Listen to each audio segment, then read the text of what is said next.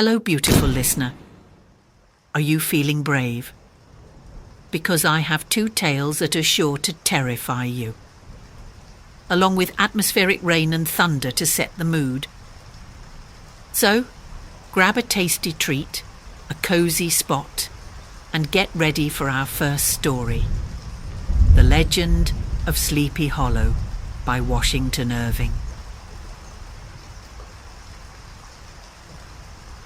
In the bosom of one of those spacious coves which indent the eastern shore of the Hudson, at that broad expansion of the river denominated by the ancient Dutch navigators the Tappan Zee, and where they always prudently shortened sail and implored the protection of St. Nicholas when they crossed, there lies a small market town or rural port, which by some is called Greensburg, but which is more generally and properly known by the name of Tarry Town.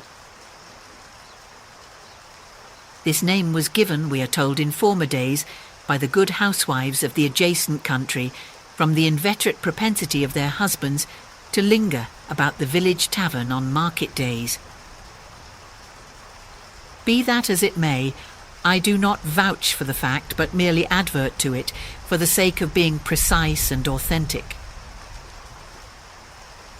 Not far from this village, perhaps about 2 miles, there's a little valley, or rather lap of land among high hills, which is one of the quietest places in the whole world. A small brook glides through it, with just murmur enough to lull one to repose, and the occasional whistle of a quail or tapping of a woodpecker is almost the only sound that ever breaks in upon the uniform tranquillity. I recollect that, when a stripling, my first exploit in squirrel shooting was in a grove of tall walnut trees that shades one side of the valley. I had wandered into it at noontime, when all nature is peculiarly quiet, and was startled by the roar of my own gun as it broke the Sabbath stillness around and was prolonged and reverberated by the angry echoes. If ever I should wish for a retreat whither I might steal from the world and its distractions, and dream quietly away the remnant of a troubled life, I know of none more promising than this little valley. From the listless repose of the place, and the peculiar character of its inhabitants, who are descendants from the original Dutch settlers, this sequestered glen has long been known by the name of Sleepy Hollow, and its rustic lads are called the Sleepy Hollow Boys throughout all the neighbouring country. A drowsy, dreamy influence seems to hang over the land and to pervade the very atmosphere. Some say that the place was bewitched by a High German doctor during the early days of the settlement. Others, that an old Indian chief, the prophet or wizard of his tribe, held his powwows there before the country was discovered by Master Hendrik Hudson. Certain it is, the place still continues under the sway of some witching power that holds a spell over the minds of the good people, causing them to walk in a continual reverie. They are given to all kinds of marvellous beliefs, are subject to trances and visions, and frequently see strange sights and hear music and voices in the air. The whole neighbourhood abounds with local tales, haunted spots and twilight superstitions. Stars shoot and meteors glare oftener across the valley than in any other part of the country, and the nightmare, with her whole ninefold, seems to make it the favourite scene of her gambols. The dominant spirit, however, that haunts this enchanted region and seems to be commander-in-chief of all the powers of the air is the apparition of a figure on horseback, without a head. It is said by some to be the ghost of a Hessian trooper whose head had been carried away by a cannonball in some nameless battle during the Revolutionary War, and who is ever and anon seen by the country folk, hurrying along in the gloom of night. as if on the wings of the wind. His haunts are not confined to the valley, but extend at times to the adjacent roads and especially to the vicinity of a church at no great distance. Indeed, certain of the most authentic historians of those parts, who have been careful in collecting and collating the floating facts concerning this spectre, allege that the body of the trooper having been buried in the churchyard, the ghost rides forth to the scene of battle in nightly quest of his head, and that the rushing speed with which he sometimes passes along the hollow, like a midnight blast, is owing to his being belated and in a hurry to get back to the churchyard before daybreak. Such is the general purport of this legendary superstition, which has furnished materials for many a wild story in that region of shadows, and the spectre is known at all the country firesides by the name of the Headless Horseman of Sleepy Hollow. 'Tis remarkable that the visionary propensity I have mentioned is not confined to the native inhabitants of the valley, but is unconsciously imbibed by everyone who resides there for a time. However wide awake they may have been before they entered that sleepy region, they are sure in a little time to inhale the witching influence of the air and begin to grow imaginative, to dream dreams and see apparitions. I mention this peaceful spot with all possible laud, for it is in such little retired Dutch valleys, found here and there embosomed in the great state of New York, that population, manners and customs remain fixed, while the great torrent of migration and improvement, which is making such incessant changes in other parts of this restless country, sweeps by them unobserved. They are like those little nooks of still water which border a rapid stream, where we may see the straw and bubble riding quietly at anchor or slowly revolving in their mimic harbour, undisturbed by the rush of the passing current. Though many years have elapsed since I trod the drowsy shades of Sleepy Hollow, yet I question whether I should not still find the same trees and the same families vegetating in its sheltered bosom. In this by-place of nature, there abode in a remote period of American history, that is to say, some 30 years since, a worthy wight of the name of Ichabod Crane, who sojourned, or as he expressed it, tarried in Sleepy Hollow for the purpose of instructing the children of the vicinity. He was a native of Connecticut, a state which supplies the Union with pioneers for the mind as well as for the forest, and sends forth yearly its legions of frontier woodmen and country schoolmasters. The cognomen of Crane was not inapplicable to his person. He was tall but exceedingly lank, with narrow shoulders, long arms and legs, hands that dangled a mile out of his sleeves, feet that might have served for shovels, and his whole frame most loosely hung together. His head was small and flat at top, with huge ears, large green glassy eyes and a long snipe nose, so that it looked like a weathercock perched upon his spindle neck to tell which way the wind blew. To see him striding along the profile of a hill on a windy day, with his clothes bagging and fluttering about him, one might have mistaken him for the genius of famine descending upon the earth, or some scarecrow eloped from a cornfield. His schoolhouse was a low building of one large room, rudely constructed of logs, the windows partly glazed and partly patched with leaves of old copybooks. It was most ingeniously secured at vacant hours, by a withe twisted in the handle of the door and stakes set against the window shutters, so that though a thief might get in with perfect ease, he would find some embarrassment in getting out, an idea most probably borrowed by the architect Jost van Houten from the mystery of an eel pot.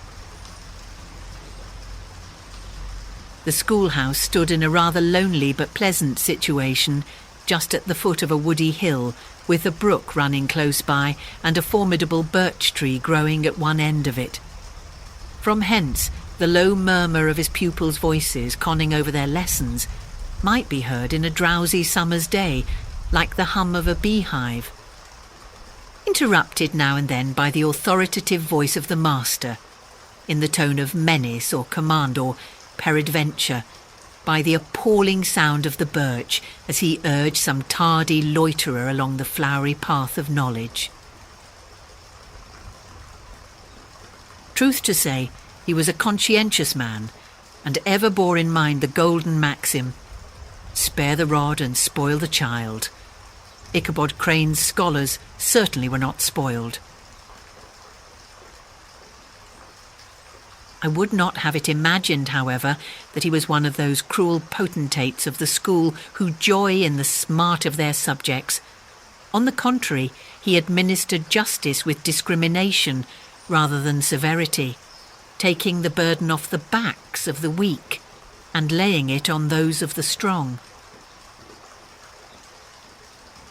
Your mere puny stripling, that winced at the least flourish of the rod, was passed by with indulgence, but the claims of justice were satisfied by inflicting a double portion on some little tough, wrong-headed, broad-skirted Dutch urchin, who sulked and swelled and grew dogged and sullen beneath the birch. All this he called doing his duty by their parents, and he never inflicted a chastisement without following it by the assurance, so consolatory to the smarting urchin, that he would remember it and thank him for it the longest day he had to live.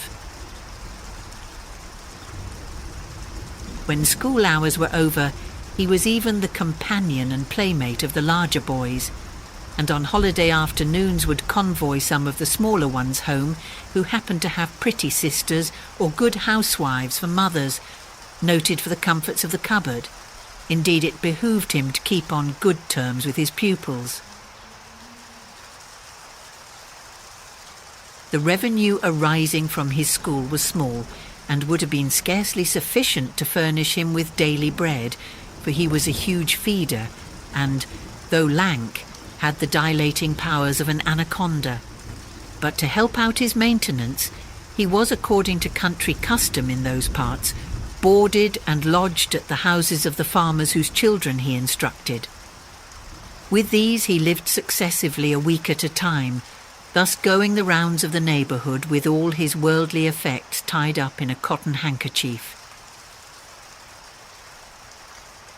That all this might not be too onerous on the purses of his rustic patrons, who are apt to consider the costs of schooling a grievous burden, and schoolmasters as mere drones, he had various ways of rendering himself both useful and agreeable.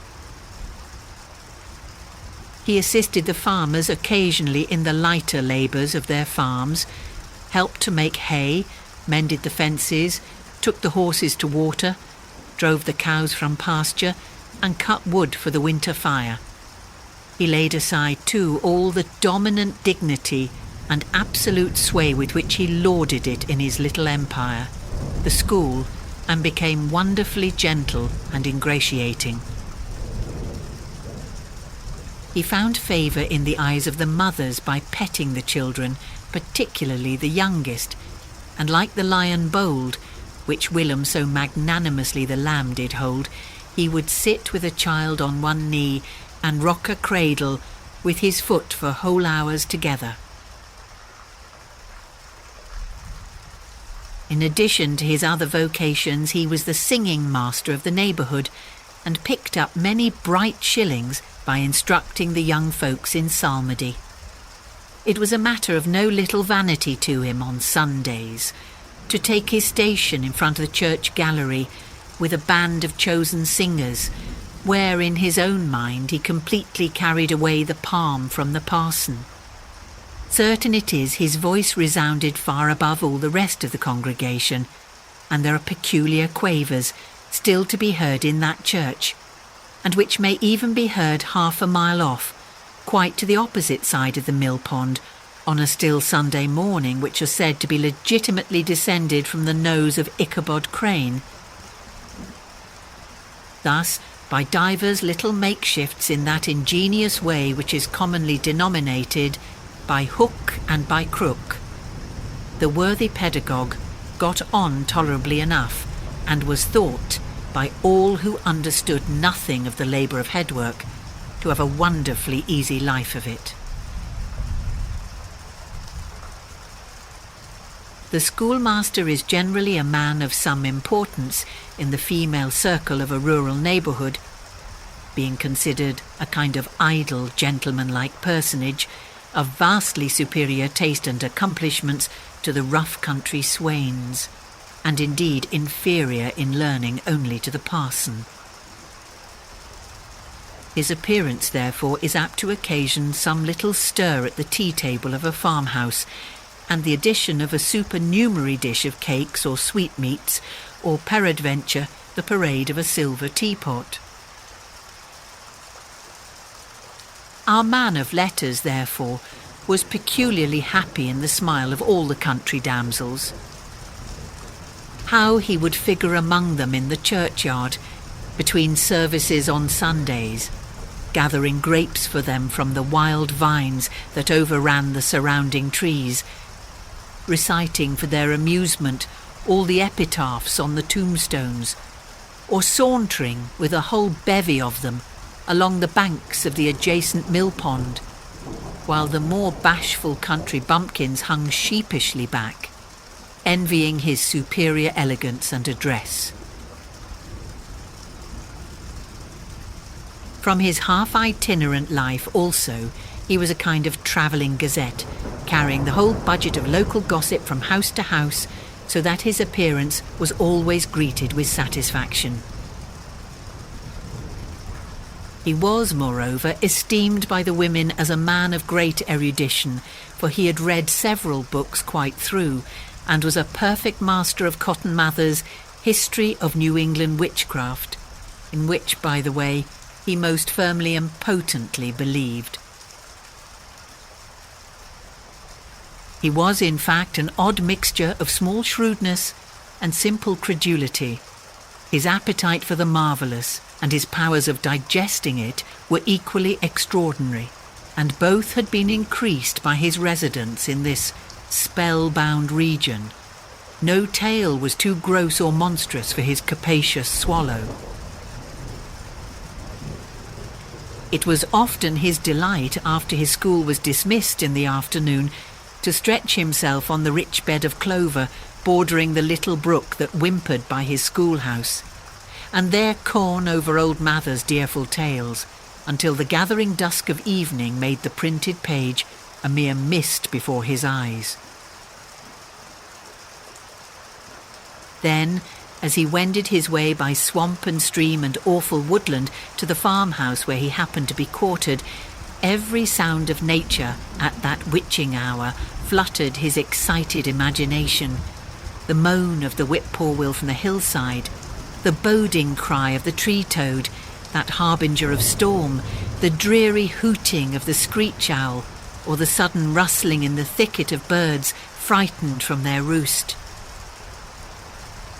The fireflies, too, which sparkled most vividly in the darkest places, now and then startled him, as one of uncommon brightness would stream across his path. And if by chance a huge blockhead of a beetle came winging his blundering flight against him, the poor varlet was ready to give up the ghost with the idea that he was struck with a witch's token. His only resource on such occasions, either to drown thought or drive away evil spirits, was to sing psalm tunes, and the good people of Sleepy Hollow, as they sat by their doors of an evening, were often filled with awe at hearing his nasal melody, in link sweetness long drawn out, floating from the distant hill or along the dusky road. Another of his sources of fearful pleasure was to pass long winter evenings with the old Dutch wives as they sat spinning by the fire, with a row of apples roasting and spluttering along the hearth, and listen to their marvellous tales of ghosts and goblins and haunted fields and haunted brooks and haunted bridges and haunted houses, and particularly of the headless horseman, or galloping Hessian of the Hollow, as they sometimes called him. He would delight them equally by his anecdotes of witchcraft, and of the direful omens and portentous sights and sounds in the air which prevailed in the earlier times of Connecticut, and would frighten them woefully with speculations upon comets and shooting stars, and with the alarming fact that the world did absolutely turn round, and that they were half the time topsy-turvy. But if there was a pleasure in all this while snugly cuddling in the chimney corner of a chamber that was all of a ruddy glow from the crackling wood fire, and where of course no spectre dared to show its face, it was dearly purchased by the terrors of his subsequent walk homewards. What fearful shapes and shadows beset his path amidst the dim and ghastly glare of a snowy night! With what wistful look did he eye every trembling ray of light streaming across the waste fields from some distant window! How often was he appalled by some shrub covered with snow which, like a sheeted spectre, beset his very path!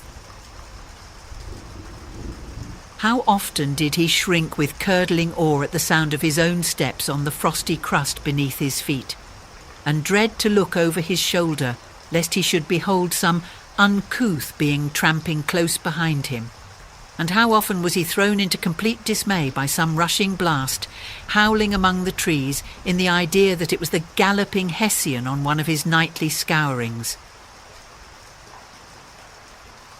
All these, however, were mere terrors of the night, phantoms of the mind that walk in darkness, and though he had seen many spectres in his time, and been more than once beset by Satan in divers shapes, in his lonely perambulations, yet daylight put an end to all these evils, and he would have passed a pleasant life of it, in despite of the devil and all his works, if his path had not been crossed by a being that causes more perplexity to mortal man than ghosts, goblins, and the whole race of witches put together, and that was a woman.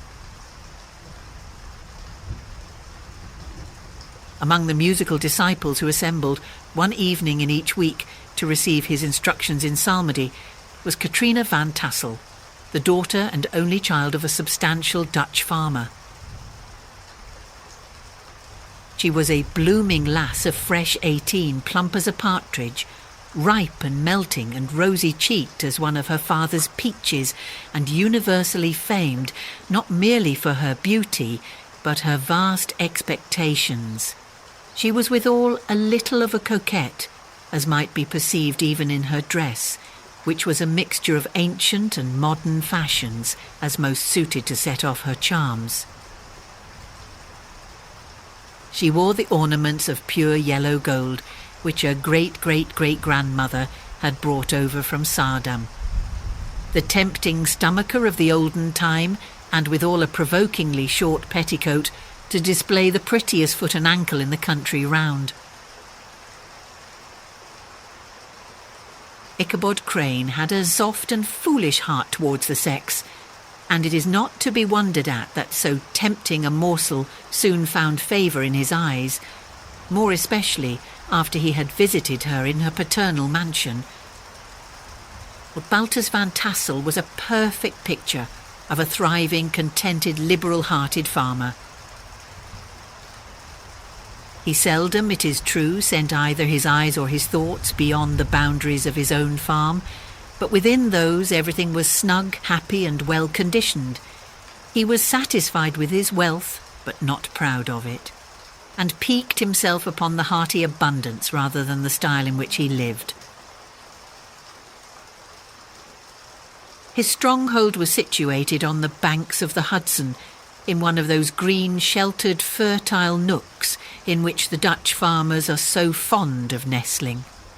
A great elm tree spread its broad branches over it, at the foot of which bubbled up a spring of the softest and sweetest water, in a little well formed of a barrel, and then stole sparkling away through the grass to a neighbouring brook that babbled along among alders and dwarf willows.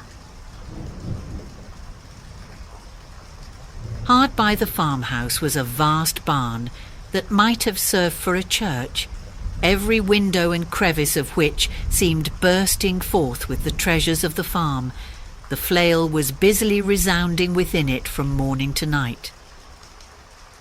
Swallows and martins skimmed twittering about the eaves, and rows of pigeons, some with one eye turned up, as if watching the weather, some with their heads under their wings or buried in their bosoms, and others swelling and cooing and bowing about their dames, were enjoying the sunshine on the roof.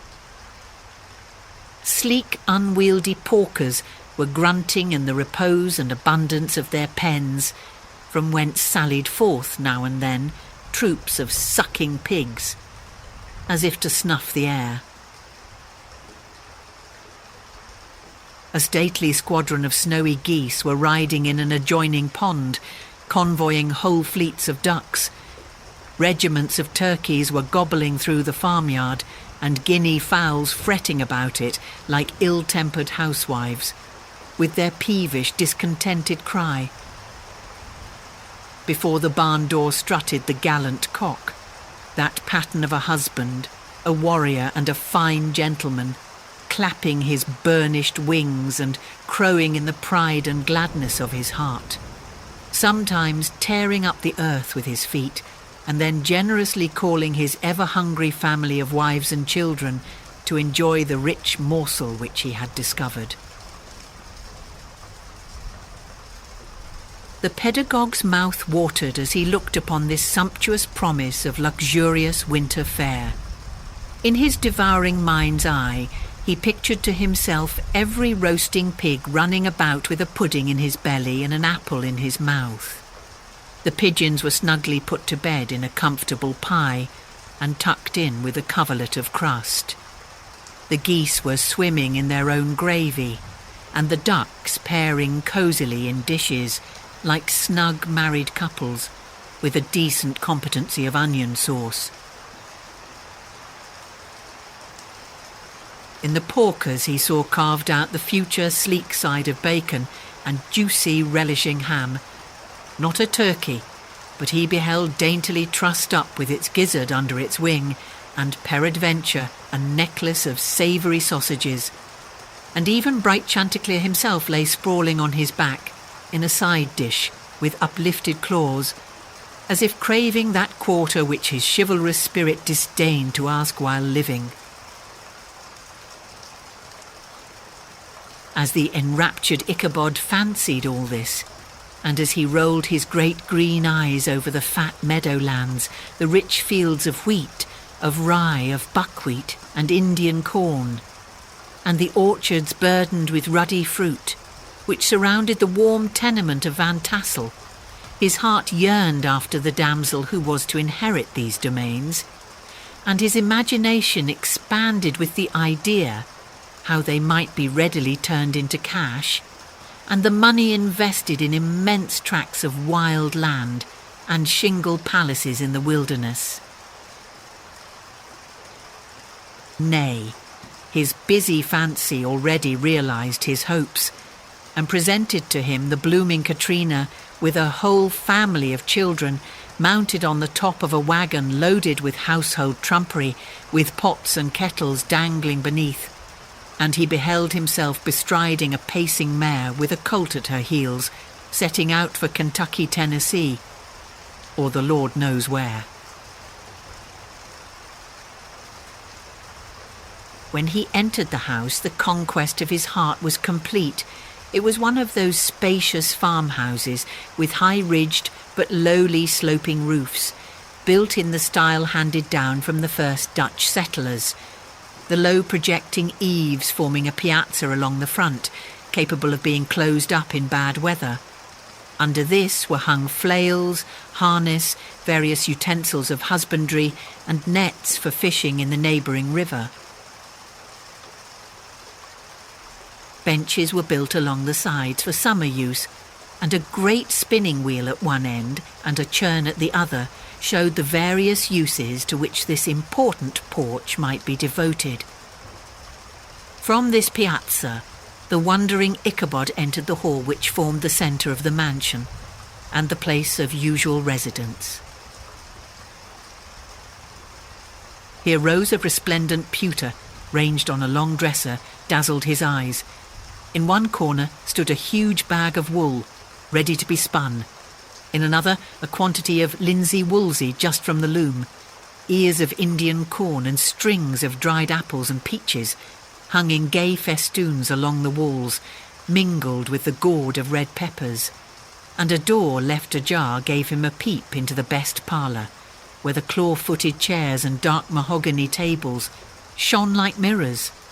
Andirons, with their accompanying shovel and tongs, glistened from their covert of asparagus tops. Mock oranges and conch shells decorated the mantelpiece. Strings of various coloured birds' eggs were suspended above it. A great ostrich egg was hung from the centre of the room, and a corner cupboard, knowingly left open, displayed immense treasures of old silver and well-mended china. From the moment Ichabod laid his eyes upon these regions of delight, the peace of his mind was at an end, and his only study was how to gain the affections of the peerless daughter of Van Tassel. In this enterprise, however, he had more real difficulties than generally fell to the lot of a knight-errant of yore, who seldom had anything but giants, enchanters, fiery dragons, and such like easily conquered adversaries to contend with, and had to make his way merely through gates of iron and brass, and walls of adamant to the castle keep, where the lady of his heart was confined. All which he achieved as easily as a man would carve his way to the centre of a Christmas pie, and then the lady gave him her hand as a matter of course. Ichabod, on the contrary, had to win his way to the heart of a country coquette, beset with a labyrinth of whims and caprices, which were for ever presenting new difficulties and impediments, and he had to encounter a host of fearful adversaries of real flesh and blood, the numerous rustic admirers who beset every portal to her heart, keeping a watchful and angry eye upon each other, but ready to fly out in the common cause against any new competitor. Among these the most formidable was a burly, roaring, roistering blade of the name of Abraham, or, according to the Dutch abbreviation, Brom van Brunt, the hero of the country round, which rang with his feats of strength and hardihood. He was broad-shouldered and double-jointed, with short curly black hair and a bluff but not unpleasant countenance, having a mingled air of fun and arrogance. From his Herculean frame and great powers of limb, he had received the nickname of Brom Bones, by which he was universally known. He was famed for great knowledge and skill in horsemanship, being as dexterous on horseback as a Tartar. He was foremost at all races and cockfights, and with the ascendancy which bodily strength always acquires in rustic life, was the umpire in all disputes, setting his hat on one side, and giving his decisions with an air and tone that admitted of no gainsay or appeal. He was always ready for either a fight or a frolic, but had more mischief than ill will in his composition, and with all his overbearing roughness there was a strong dash of waggish good humour at bottom. He had 3 or 4 boon companions who regarded him as their model, and at the head of whom he scoured the country, attending every scene of feud or merriment for miles round. In cold weather he was distinguished by a fur cap, surmounted with a flaunting fox's tail, and when the folks at a country gathering descried this well-known crest at a distance, whisking about among a squad of hard riders they always stood by for a squall. Sometimes his crew would be heard dashing along past the farmhouses at midnight with whoop and halloo, like a troop of Don Cossacks, and the old dames, startled out of their sleep, would listen for a moment till the hurry-scurry had clattered by, and then exclaim, "There goes Brom Bones and his gang." the neighbours looked upon him with a mixture of awe, admiration and goodwill, and when any madcap prank or rustic brawl occurred in the vicinity, always shook their heads and warranted Brom Bones was at the bottom of it. This rantipole hero had for some time singled out the blooming Katrina for the object of his uncouth gallantries, and though his amorous toyings were something like the gentle caresses and endearments of a bear, yet it was whispered that she did not altogether discourage his hopes. Certain it is his advances were signals for rival candidates to retire, who felt no inclination to cross a lion in his amours, insomuch that when his horse was seen tied to Van Tassel's paling on a Sunday night, a sure sign that his master was courting, or as it is termed, sparking within, all other suitors passed by in despair, and carried the war into other quarters. Such was the formidable rival with whom Ichabod Crane had to contend, and considering all things, a stouter man than he would have shrunk from the competition, and a wiser man would have despaired. He had, however, a happy mixture of pliability and perseverance in his nature. He was in form and spirit like a supplejack, yielding, but tough. Though he bent, he never broke, and though he bowed beneath the slightest pressure, yet the moment it was away. Jerk. He stood as tall and carried his head as high as ever. To have taken the field openly against his rival would have been madness, for he was not a man to be thwarted in his amours any more than that stormy lover, Achilles. Ichabod, therefore, made his advances in a quiet and gently insinuating manner. Under cover of his character of singing master, he made frequent visits at the farmhouse. Not that he had anything to apprehend from the meddlesome interference of parents, which is so often a stumbling block in the path of lovers. Bolt Van Tassel was an easy, indulgent soul. He loved his daughter better even than his pipe, and like a reasonable man and an excellent father, let her have her way in everything. His notable little wife, too, had enough to do to attend to her housekeeping and manage her poultry, for as she sagely observed, ducks and geese are foolish things and must be looked after, but girls can take care of themselves. Thus, while the busy dame bustled about the house or plied her spinning wheel at one end of the piazza, honest Bolt would sit smoking his evening pipe at the other, watching the achievements of a little wooden warrior, who, armed with a sword in each hand, was most valiantly fighting the wind on the pinnacle of the barn. In the meantime, Ichabod would carry on his suit with the daughter by the side of the spring under the great elm, or sauntering along in the twilight, that hour so favourable to the lover's eloquence.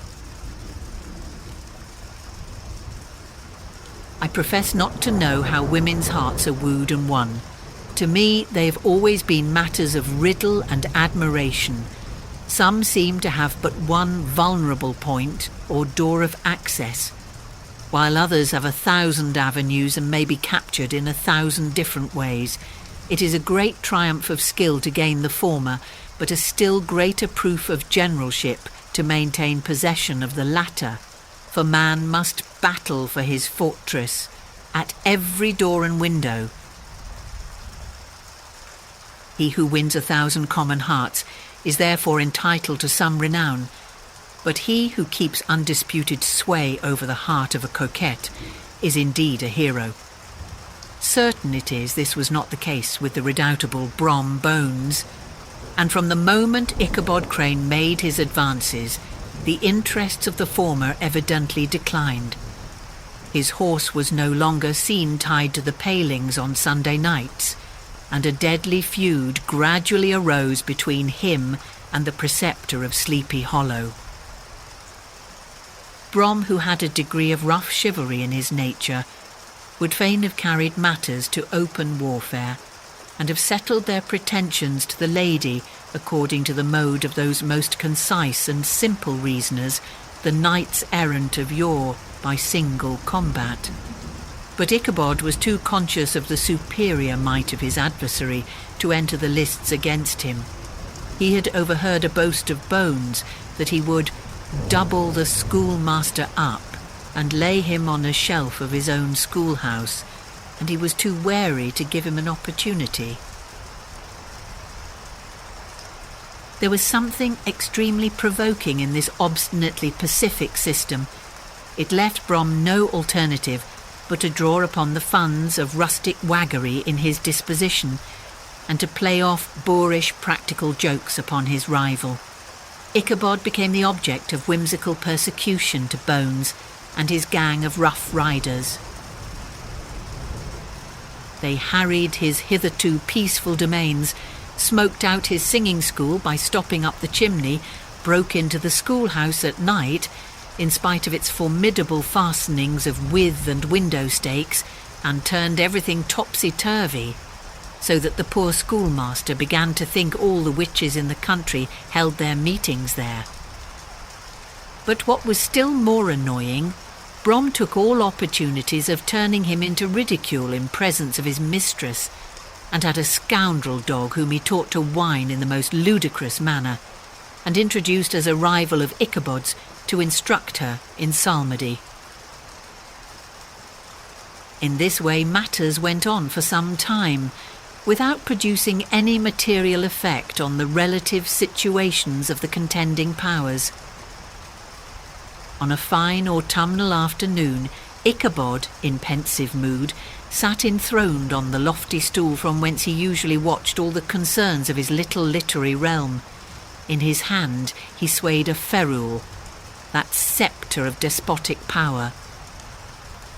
The birch of justice reposed on 3 nails behind the throne, a constant terror to evil-doers, while on the desk before him might be seen sundry contraband articles and prohibited weapons, detected upon the persons of idle urchins, such as half-munched apples, pop-guns, whirligigs, fly-cages, and whole legions of rampant little paper gamecocks. Apparently, there had been some appalling act of justice recently inflicted, for his scholars were all busily intent upon their books, or slyly whispering behind them with one eye kept upon the master, and a kind of buzzing stillness reigned throughout the schoolroom. It was suddenly interrupted by the appearance of a man in tow-cloth jacket and trousers, a round-crowned fragment of a hat, like the cap of Mercury, and mounted on the back of a ragged, wild, half-broken colt, which he managed with a rope by way of halter. He came clattering up to the school door with an invitation to Ichabod to attend a merrymaking or quilting frolic to be held that evening at Mynheer Van Tassel's. And having delivered his message with that air of importance and effort at fine language which a man is apt to display on petty embassies of the kind, he dashed over the brook and was seen scampering away up the hollow, full of the importance and hurry of his mission. All was now bustle and hubbub in the late quiet schoolroom. The scholars were hurried through their lessons without stopping at trifles. Those who were nimble skipped over half with impunity, and those who were tardy had a smart application now and then in the rear to quicken their speed or help them over a tall word. Books were flung aside without being put away on the shelves. Inkstands were overturned, benches thrown down, and the whole school was turned loose an hour before the usual time, bursting forth like a legion of young imps, yelping and racketing about the green in joy at their early emancipation. The gallant Ichabod now spent at least an extra half-hour at his toilet, brushing and furbishing up his best, and indeed only suit of rusty black, and arranging his locks by a bit of broken looking-glass that hung up in the schoolhouse. that he might make his appearance before his mistress, in the true style of a cavalier, he borrowed a horse from the farmer with whom he was domiciliated. A choleric old Dutchman of the name of Hans van Ripper, and thus gallantly mounted issued forth like a knight-errant in quest of adventures. But it is meet I should, in the true spirit of romantic story, give some account of the looks and equipments of my hero and his steed. The animal he bestrode was a broken-down plough horse that had outlived almost everything but its viciousness. He was gaunt and shagged with a ewe-neck and a head like a hammer. His rusty mane and tail were tangled and knotted with burrs. One eye had lost its pupil and was glaring and spectral, but the other had the gleam of a genuine devil in it. Still, he must have had fire and metal in his day, if we may judge from the name he bore of gunpowder. He had, in fact, been a favourite steed of his master's, the choleric Van Ripper, who was a furious rider, and had infused, very probably, some of his own spirit into the animal. For old and broken down as he looked, there was more of the lurking devil in him than in any young filly in the country. Ichabod was a suitable figure for such a steed. He rode with short stirrups, which brought his knees nearly up to the pommel of the saddle. His sharp elbows stuck out like grasshoppers. He carried his whip perpendicularly in his hand like a sceptre, and as his horse jogged on, the motion of his arms was not unlike the flapping of a pair of wings. A small wool hat rested on the top of his nose, for so his scanty strip of forehead might be called, and the skirts of his black coat fluttered out almost to the horse's tail. Such was the appearance of Ichabod and his steed as they shambled out of the gate of Hans van Ripper, and it was altogether such an apparition as is seldom to be met with in broad daylight. It was, as I have said, a fine autumnal day. The sky was clear and serene, and nature wore that rich and golden livery which we always associate with the idea of abundance. The forests had put on their sober brown and yellow, while some trees of the tenderer kind had been nipped by the frosts into brilliant dyes of orange, purple and scarlet. Streaming files of wild ducks began to make their appearance high in the air. The bark of the squirrel might be heard from the groves of beech and hickory nuts, and the pensive whistle of the quail at intervals from the neighbouring stubble field. The small birds were taking their farewell banquets. In the fullness of their revelry they fluttered, chirping and frolicking from bush to bush and tree to tree, capricious from the very profusion and variety around them. There goes the honest cock-robin, the favourite game of stripling sportsmen, with its loud querulous note, and the twittering blackbirds flying in sable clouds, and the golden-winged woodpecker with his crimson crest, his broad black gorget and splendid plumage, and the cedar bird with its red-tipped wings and yellow-tipped tail, and its little Montero cap of feathers, and the blue jay, that noisy coxcomb in his gay light blue coat and white underclothes, screaming and chattering, nodding and bobbing and bowing, and pretending to be on good terms with every songster of the grove. As Ichabod jogged slowly on his way, his eye, ever open to every symptom of culinary abundance, ranged with delight over the treasures of jolly autumn. On all sides he beheld vast store of apples, some hanging in oppressive opulence on the trees, some gathered into baskets and barrels for the market, others heaped up in rich piles for the cider press. Farther on, he beheld great fields of Indian corn, with its golden ears peeping from their leafy coverts and holding out the promise of cakes and hasty pudding, and the yellow pumpkins lying beneath them, turning up their fair round bellies to the sun, and giving ample prospects of the most luxurious of pies.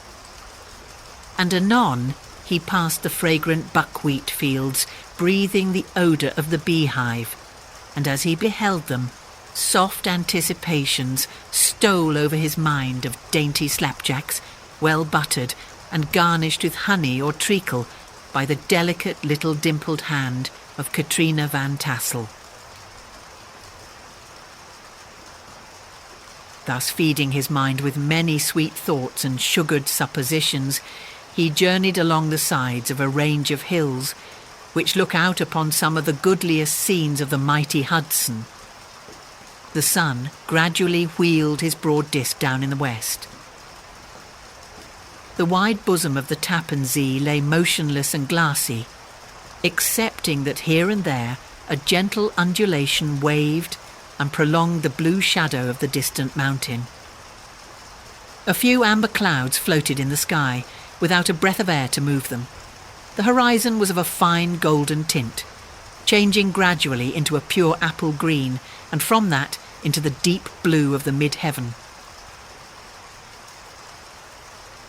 A slanting ray lingered on the woody crests of the precipices that overhung some parts of the river, giving greater depth to the dark grey and purple of their rocky sides. A sloop was loitering in the distance, dropping slowly down with the tide, her sail hanging uselessly against the mast.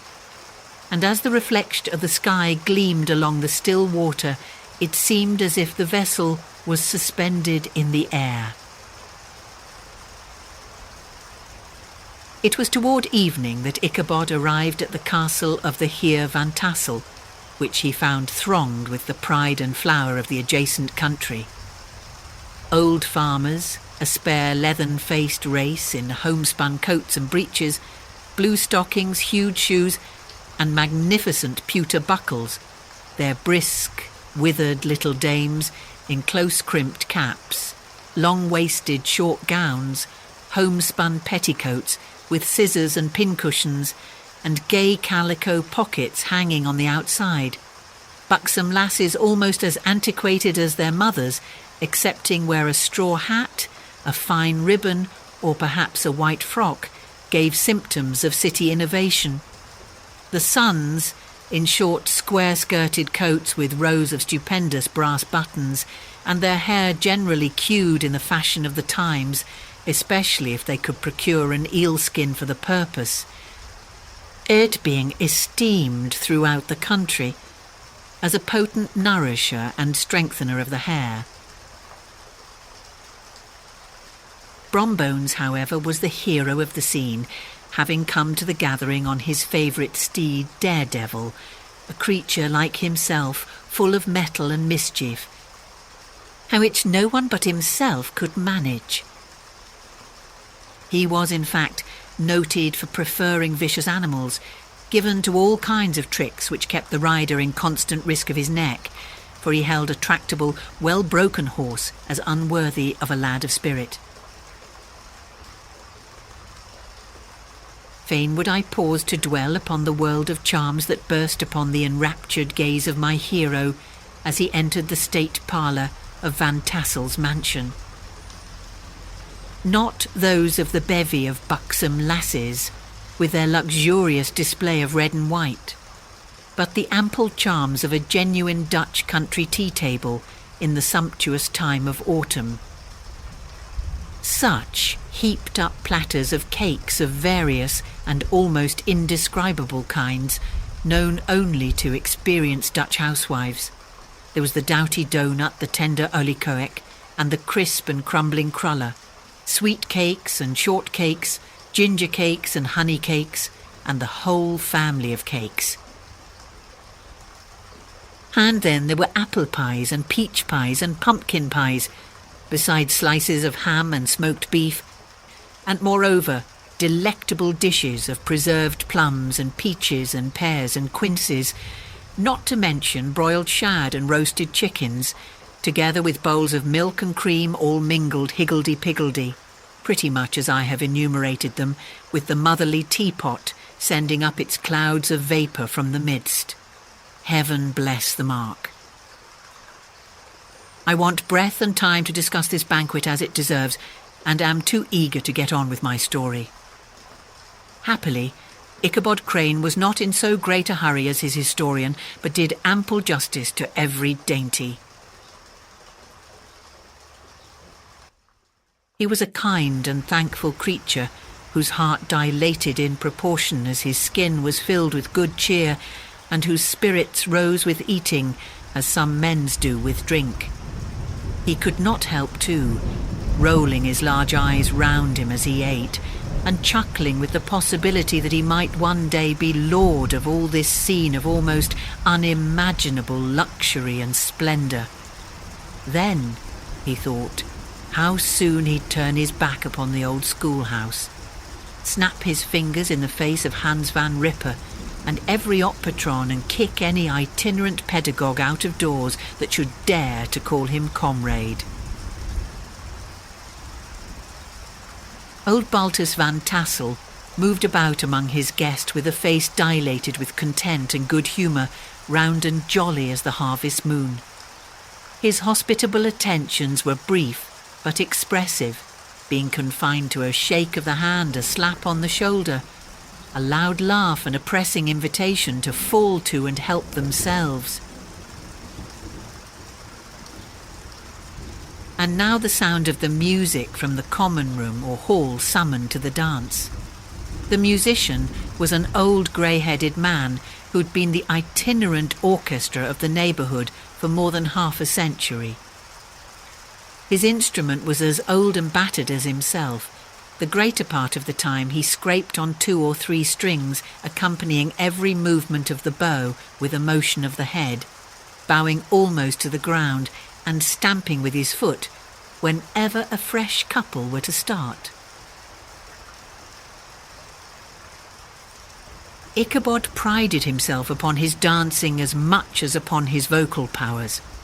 Not a limb, not a fibre about him was idle, and to have seen his loosely hung frame in full motion and clattering about the room, you would have thought St. Vitus himself, that blessed patron of the dance, was figuring before you in person. He was the admiration of all the working men, who, having gathered of all ages and sizes from the farm and the neighbourhood, stood forming a pyramid of shining black faces at every door and window, gazing with delight at the scene, rolling their white eyeballs and showing grinning rows of ivory from ear to ear. How could the flogger of urchins be otherwise than animated and joyous? The lady of his heart was his partner in the dance, and smiling graciously in reply to all his amorous oglings, while Brom Bones, sorely smitten with love and jealousy, sat brooding by himself in one corner. When the dance was at an end, Ichabod was attracted to a knot of the Saga folks, who, with old Van Tassel, sat smoking at one end of the piazza, gossiping over former times, and drawing out long stories about the war.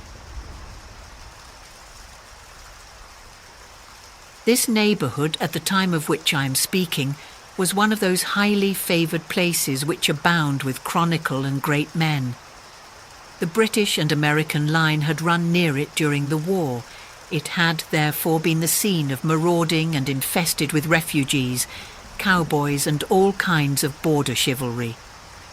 Just sufficient time had elapsed to enable each storyteller to dress up his tale with a little becoming fiction, and, in the indistinctness of his recollection, to make himself the hero of every exploit.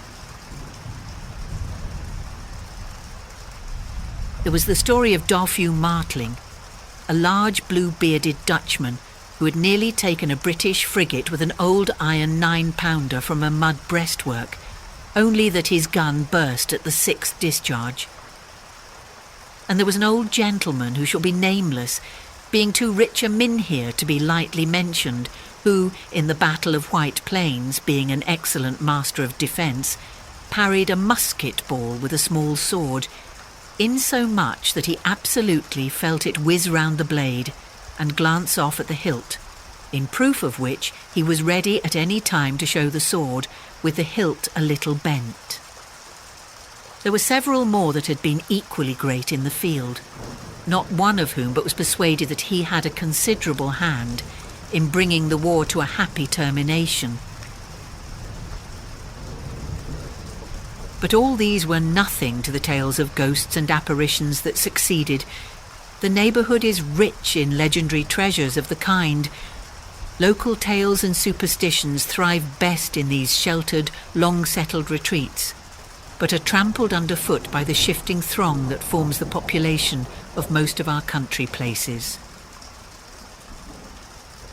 Besides, there is no encouragement for ghosts in most of our villages, for they have scarcely had time to finish their first nap and turn themselves in their graves before their surviving friends have travelled away from the neighbourhood, so that when they turn out at gig tea to walk their rounds, they have no acquaintance left to call upon. This is perhaps the reason why we so seldom hear of ghosts, except in our long-established Dutch communities. The immediate cause, however, of the prevalence of supernatural stories in these parts was doubtless owing to the vicinity of Sleepy Hollow. There was a contagion in the very air that blew from that haunted region. It breathed forth an atmosphere of dreams and fancies infecting all the land. Several of the Sleepy Hollow people were present at Van Tassel's and, as usual, were doling out their wild and wonderful legends. Many dismal tales were told about funeral trains, and mourning cries and wailings heard and seen about the great tree where the unfortunate Major André was taken, and which stood in the neighbourhood. Some mention was made also of the woman in white that haunted the dark glen at Raven Rock, and was often heard to shriek on winter nights before a storm, having perished there in the snow. The chief part of the stories, however, turned upon the favourite spectre of Sleepy Hollow, the headless horseman who had been heard several times of late patrolling the country, and it was said tethered his horse nightly among the graves in the churchyard. The sequestered situation of this church seems always to have made it a favourite haunt of troubled spirits. It stands on a knoll, surrounded by locust trees and lofty elms, from among which its decent whitewashed walls shine modestly forth like Christian purity, beaming through the shades of retirement. A gentle slope descends from it to a silver sheet of water, bordered by high trees, between which peeps may be caught at the blue hills of the Hudson. To look upon its grass-grown yard where the sunbeams seem to sleep so quietly, one would think that there at least the dead might rest in peace. On one side of the church extends a wide woody dell, along which raves a large brook among broken rocks and trunks of fallen trees. Over a deep black part of the stream, not far from the church, was formerly thrown a wooden bridge. The road that led to it and the bridge itself were thickly shaded by overhanging trees, which cast a gloom about it even in the daytime, but occasioned a fearful darkness at night. Such was one of the favourite haunts of the Headless Horseman, and the place where he was most frequently encountered. The tale was told of Old Brewer, a most heretical disbeliever in ghosts, how he met the horseman returning from his foray into Sleepy Hollow and was obliged to get up behind him, how they galloped over bush and brake, over hill and swamp, until they reached the bridge, when the horseman suddenly turned into a skeleton, threw Old Brewer into the brook and sprang away over the treetops with a clap of thunder.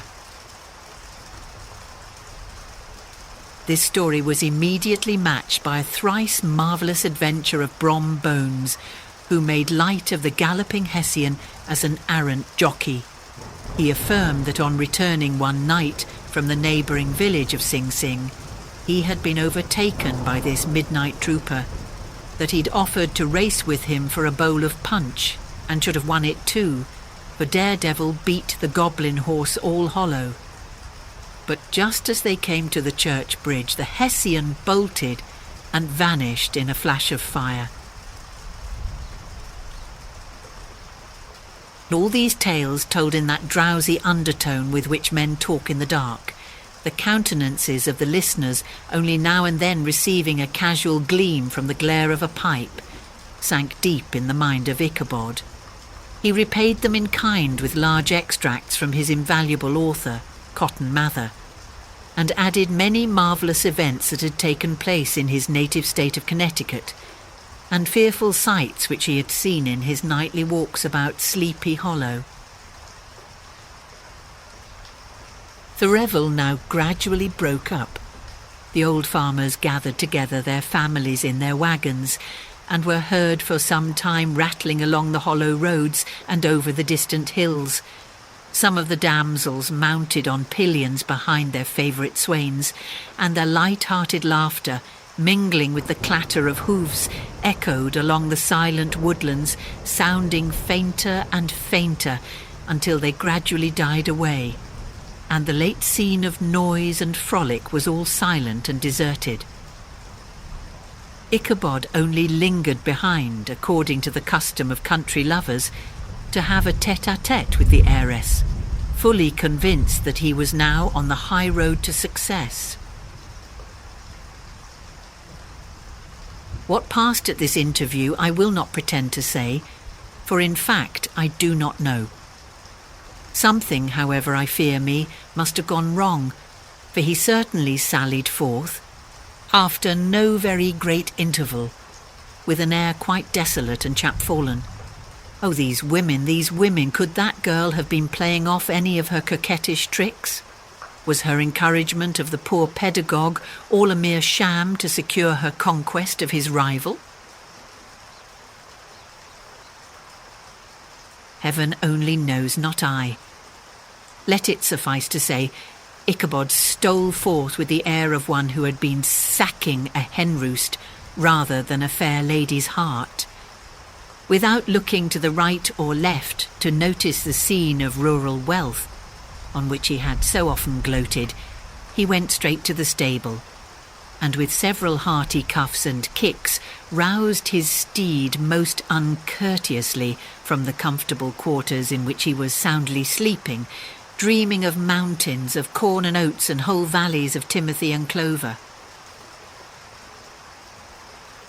It was the very witching time of night that Ichabod, heavy-hearted and crestfallen, pursued his travels homewards along the sides of the lofty hills which rise above Tarrytown, and which he had traversed so cheerily in the afternoon. The hour was as dismal as himself. Far below him the Tappan Zee spread its dusky and indistinct waste of waters, with here and there the tall mast of a sloop, riding quietly at anchor under the land. In the dead hush of midnight, he could even hear the barking of the watchdog from the opposite shore of the Hudson, but it was so vague and faint as only to give an idea of his distance from this faithful companion of man. Now and then, too, the long-drawn crowing of a cock, accidentally awakened, would sound far, far off, from some farmhouse away among the hills, but it was like a dreaming sound in his ear. No signs of life occurred near him, but occasionally the melancholy chirp of a cricket, or perhaps the guttural twang of a bullfrog from a neighbouring marsh, as if sleeping uncomfortably and turning suddenly in his bed. All the stories of ghosts and goblins that he had heard in the afternoon now came crowding upon his recollection. The night grew darker and darker, the stars seemed to sink deeper in the sky, and driving clouds occasionally hid them from his sight. He'd never felt so lonely and dismal. He was, moreover, approaching the very place where many of the scenes of the ghost stories had been laid. In the centre of the road stood an enormous tulip tree, which towered like a giant above all the other trees of the neighbourhood, and formed a kind of landmark. Its limbs were gnarled and fantastic, large enough to form trunks for ordinary trees, twisting down almost to the earth, and rising again into the air. It was connected with the tragical story of the unfortunate André, who'd been taken prisoner hard by and was universally known by the name of Major André's tree.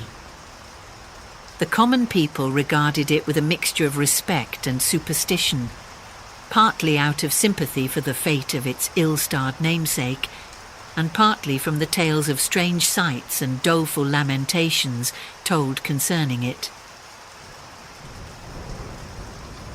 As Ichabod approached this fearful tree, he began to whistle.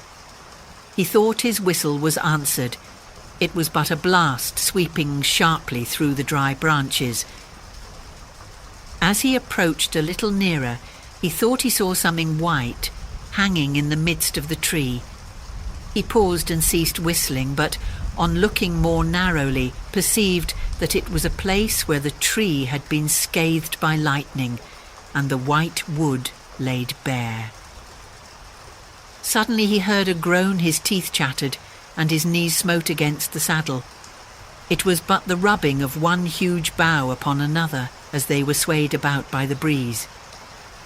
He passed the tree in safety, but new perils lay before him.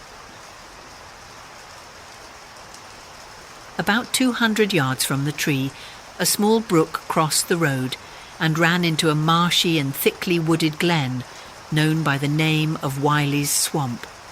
A few rough logs, laid side by side, served for a bridge over this stream.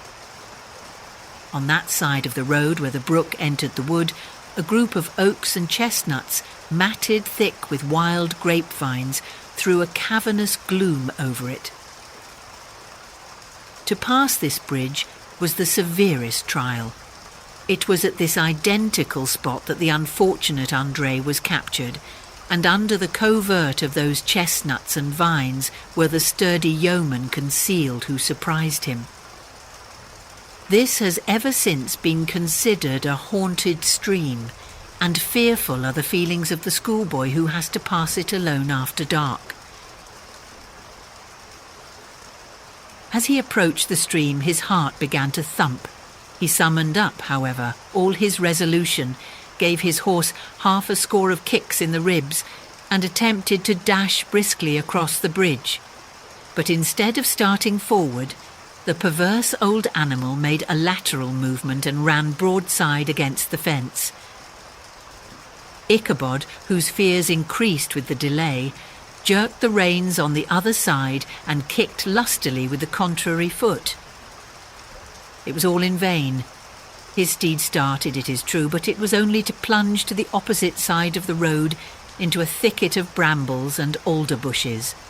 The schoolmaster now bestowed both whip and heel upon the starveling ribs of old Gunpowder, who dashed forward, snuffling and snorting, but came to a stand just by the bridge with a suddenness that had nearly sent his rider sprawling over his head. Just at this moment, a plashy tramp by the side of the bridge caught the sensitive ear of Ichabod. In the dark shadow of the grove, on the margin of the brook, he beheld something huge, misshapen and towering. It stirred not, but seemed gathered up in the gloom, like some gigantic monster, ready to spring upon the traveller. The hair of the affrighted pedagogue rose upon his head with terror. What was to be done? To turn and fly was now too late. And besides, what chance was there of escaping ghost or goblin, if such it was, which could ride upon the wings of the wind?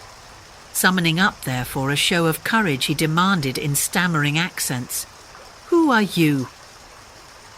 He received no reply. He repeated his demand in a still more agitated voice. Still there was no answer. Once more he cudgelled the sides of the inflexible Gunpowder, and shutting his eyes, broke forth with involuntary fervour into a psalm tune. Just then, the shadowy object of alarm put itself in motion, and with a scramble and a bound stood at once in the middle of the road. Though the night was dark and dismal, yet the form of the unknown might now in some degree be ascertained. He appeared to be a horseman of large dimensions and mounted on a black horse of powerful frame. He made no offer of molestation or sociability, but kept aloof on one side of the road, jogging along on the blind side of old Gunpowder, who had now got over his fright and waywardness. Ichabod, who had no relish for this strange midnight companion, and bethought himself of the adventure of Brom Bones with the galloping Hessian, now quickened his steed in hopes of leaving him behind. The stranger, however, quickened his horse to an equal pace. Ichabod pulled up and fell into a walk, thinking to lag behind. The other did the same. His heart began to sink within him. He endeavoured to resume his psalm tune, but his parched tongue clove to the roof of his mouth and he could not utter a stave. There was something in the moody and dogged silence of this pertinacious companion that was mysterious and appalling. It was soon fearfully accounted for. On mounting a rising ground, which brought the figure of his fellow traveller in relief against the sky, gigantic in height and muffled in a cloak, Ichabod was horror-struck on perceiving that he was headless. But his horror was still more increased on observing that the head, which should have rested on his shoulders, was carried before him on the pommel of his saddle. His terror rose to desperation. He rained a shower of kicks and blows upon Gunpowder, hoping by a sudden movement to give his companion the slip. But the spectre started full jump with him. Away then, they dashed through thick and thin, stones flying and sparks flashing at every bound. Ichabod's flimsy garments fluttered in the air as he stretched his long lank body away over his horse's head in the eagerness of his flight. They had now reached the road which turns off to Sleepy Hollow, but Gunpowder, who seemed possessed with a demon instead of keeping up it, made an opposite turn and plunged headlong downhill to the left. This road leads through a sandy hollow shaded by trees for about a quarter of a mile, where it crosses the bridge famous in goblin story, and just beyond swells the green knoll on which stands the whitewashed church. As yet the panic of the steed had given his unskilful rider an apparent advantage in the chase, but just as he had got halfway through the hollow, the girths of the saddle gave way, and he felt it slipping from under him. He seized it by the pommel and endeavoured to hold it firm, but in vain, and had just time to save himself by clasping old Gunpowder round the neck when the saddle fell to the earth and he heard it trampled underfoot by his pursuer. For a moment the terror of Hans van Ripper's wrath passed across his mind, for it was his Sunday saddle. But this was no time for petty fears. The goblin was hard on his haunches, and, unskilful rider that he was, he had much ado to maintain his seat, sometimes slipping on one side, sometimes on another, and sometimes jolted on the high ridge of his horse's backbone with a violence that he verily feared would cleave him asunder. An opening in the trees now cheered him with the hopes that the church bridge was at hand. The wavering reflection of a silver star in the bosom of the brook told him that he was not mistaken. He saw the walls of the church dimly glaring under the trees beyond. He recollected the place where Brom Bones's ghostly competitor had disappeared. If I can but reach that bridge, thought Ichabod, I am safe. Just then he heard the black steed panting and blowing close behind him. He even fancied that he felt his hot breath. Another convulsive kick in the ribs, and old Gunpowder sprang upon the bridge. He thundered over the resounding planks. He gained the opposite side, and now Ichabod cast a look behind to see if his pursuer should vanish according to rule, in a flash of fire and brimstone. Just then he saw the goblin rising in his stirrups and in the very act of hurling his head at him. Ichabod endeavoured to dodge the horrible missile, but too late. It encountered his cranium with a tremendous crash. He was tumbled headlong into the dust, and Gunpowder, the black steed, and the goblin rider passed by like a whirlwind. The next morning the old horse was found without his saddle, and with the bridle under his feet, soberly cropping the grass at his master's gate. Ichabod did not make his appearance at breakfast. Dinner hour came, but no Ichabod. The boys assembled at the schoolhouse and strolled idly about the banks of the brook, but no schoolmaster. Hans van Ripper now began to feel some uneasiness about the fate of poor Ichabod and his saddle. An inquiry was set on foot, and after diligent investigation they came upon his traces. In one part of the road leading to the church was found the saddle trampled in the dirt, the tracks of horses' hooves deeply dented in the road, and evidently at furious speed were traced to the bridge, beyond which, on the bank of a broad part of the brook, where the water ran deep and black, was found the hat of the unfortunate Ichabod, and close beside it a shattered pumpkin. The brook was searched, but the body of the schoolmaster was not to be discovered. Hans van Ripper, as executor of his estate, examined the bundle which contained all his worldly effects. They consisted of 2 shirts and a half, 2 stocks for the neck, a pair or 2 of worsted stockings, an old pair of corduroy small clothes, a rusty razor, a book of psalm tunes full of dog's ears, and a broken pitch pipe. As to the books and furniture of the schoolhouse, they belonged to the community, excepting Cotton Mather's History of Witchcraft, a New England almanac, and a book of dreams and fortune-telling, in which last was a sheet of foolscap, much scribbled and blotted, in several fruitless attempts to make a copy of verses in honour of the heiress of Van Tassel. These magic books and the poetic scrawl were forthwith consigned to the flames by Hans van Ripper, who, from that time forward, determined to send his children no more to school, observing that he never knew any good come of this same reading and writing, whatever money the schoolmaster possessed, and he had received his quarter's pay but a day or 2 before he must have had about his person at the time of his disappearance. The mysterious event caused much speculation at the church on the following Sunday. Knots of gazers and gossips were collected in the churchyard, at the bridge, and at the spot where the hat and pumpkin had been found.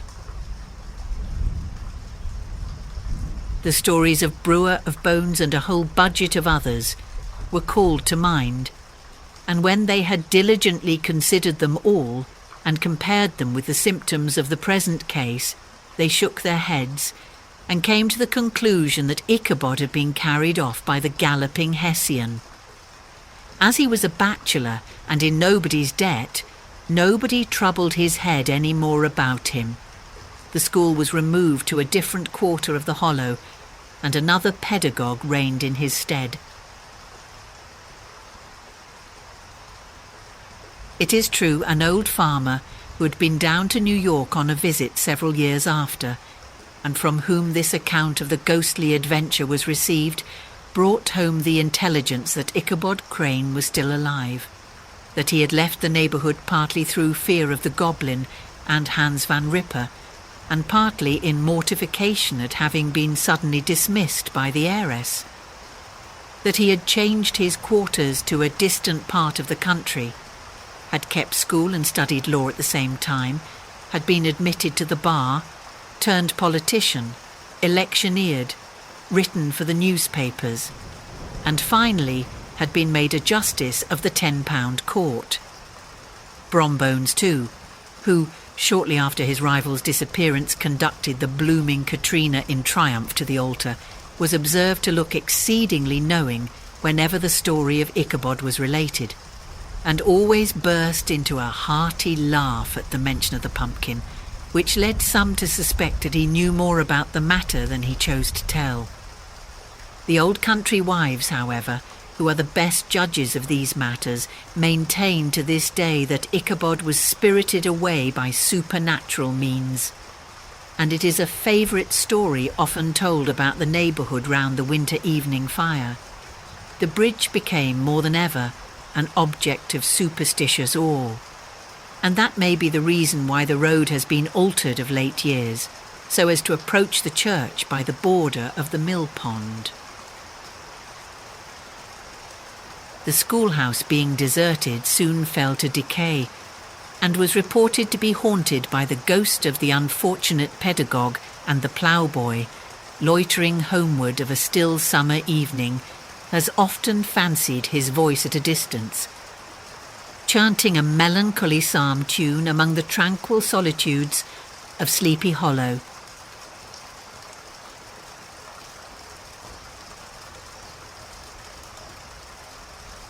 The Salem Horror by Henry Kuttner. When Carson first noticed the sounds in his cellar, he ascribed them to the rats. Later, he began to hear the tales which were whispered by the superstitious Polish mill workers in Derby Street regarding the first occupant of the ancient house, Abigail Prynne.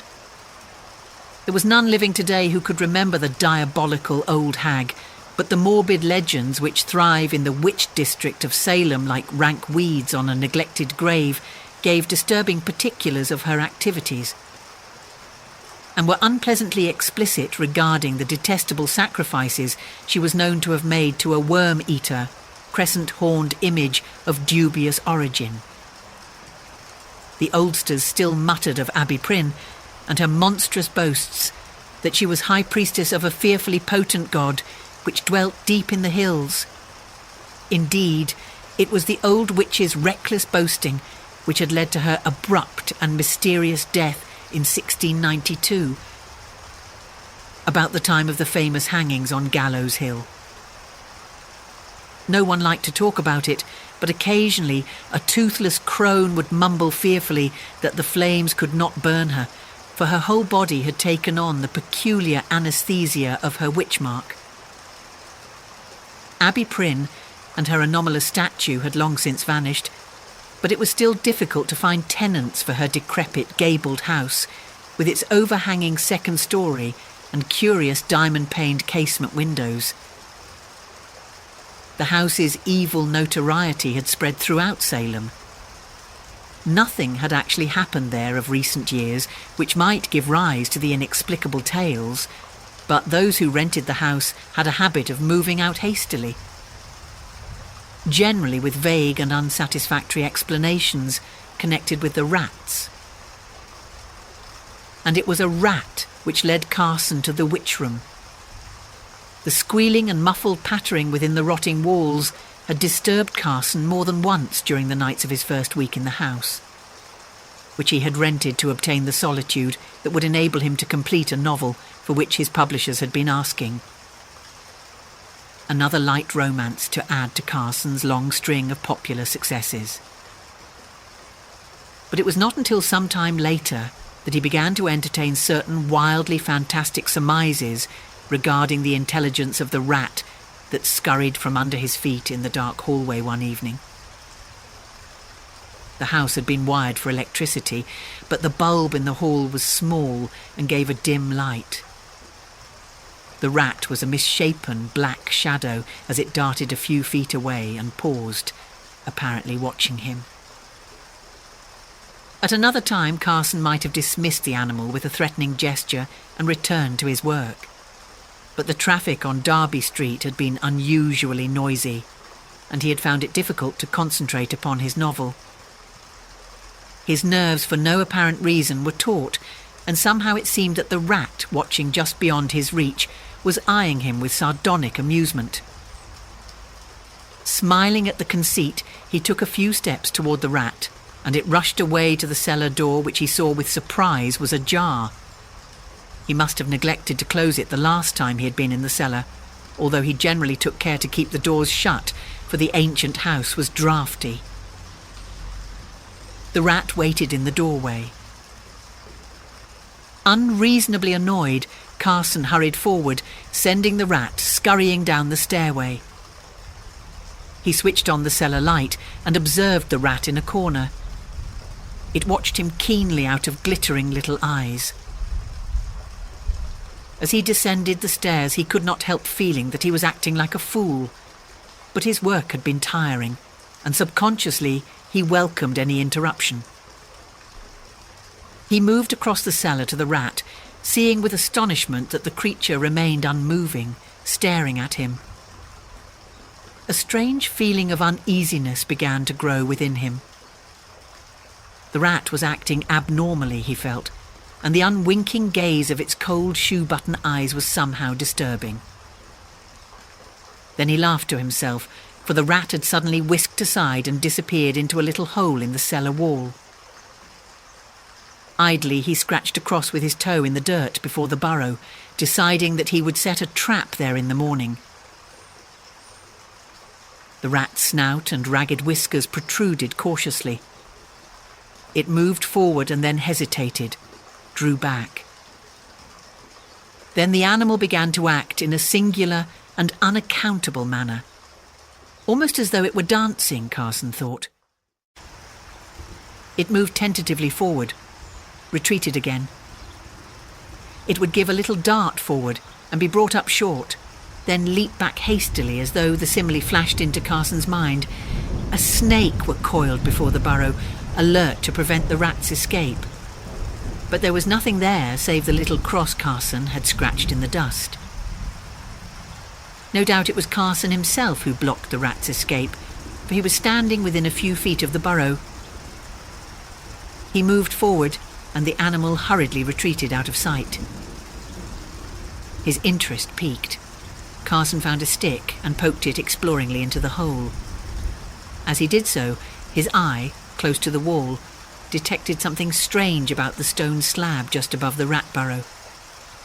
A quick glance around its edge confirmed his suspicion. The slab was apparently movable. Carson examined it closely, noticed a depression on its edge which would afford a handhold. His fingers fitted easily into the groove, and he pulled tentatively. The stone moved a trifle and stopped. He pulled harder, and with a sprinkling of dry earth the slab swung away from the wall as though on hinges. A black rectangle, shoulder-high, gaped in the wall. From its depths, a musty, unpleasant stench of dead air welled out, and involuntarily Carson retreated a step. Suddenly he remembered the monstrous tales of Abby Prynne and the hideous secrets she was supposed to have kept hidden in her house. Had he stumbled upon some hidden retreat of the long-dead witch? Before entering the dark gap, he took the precaution of obtaining a flashlight from upstairs. Then he cautiously bent his head and stepped into the narrow, evil-smelling passage, sending the flashlight's beam probing out before him. He was in a narrow tunnel scarcely higher than his head and walled and paved with stone slabs. It ran straight ahead for perhaps 15 feet and then broadened out into a roomy chamber. As Carson stepped into the underground room, no doubt a hidden retreat of Abby Prynne's. A hiding place, he thought, which nevertheless could not save her on the day the fright-crazed mob had come raging along Derby Street. He caught his breath in a gasp of amazement. The room was fantastic, astonishing. It was the floor which held Carson's gaze.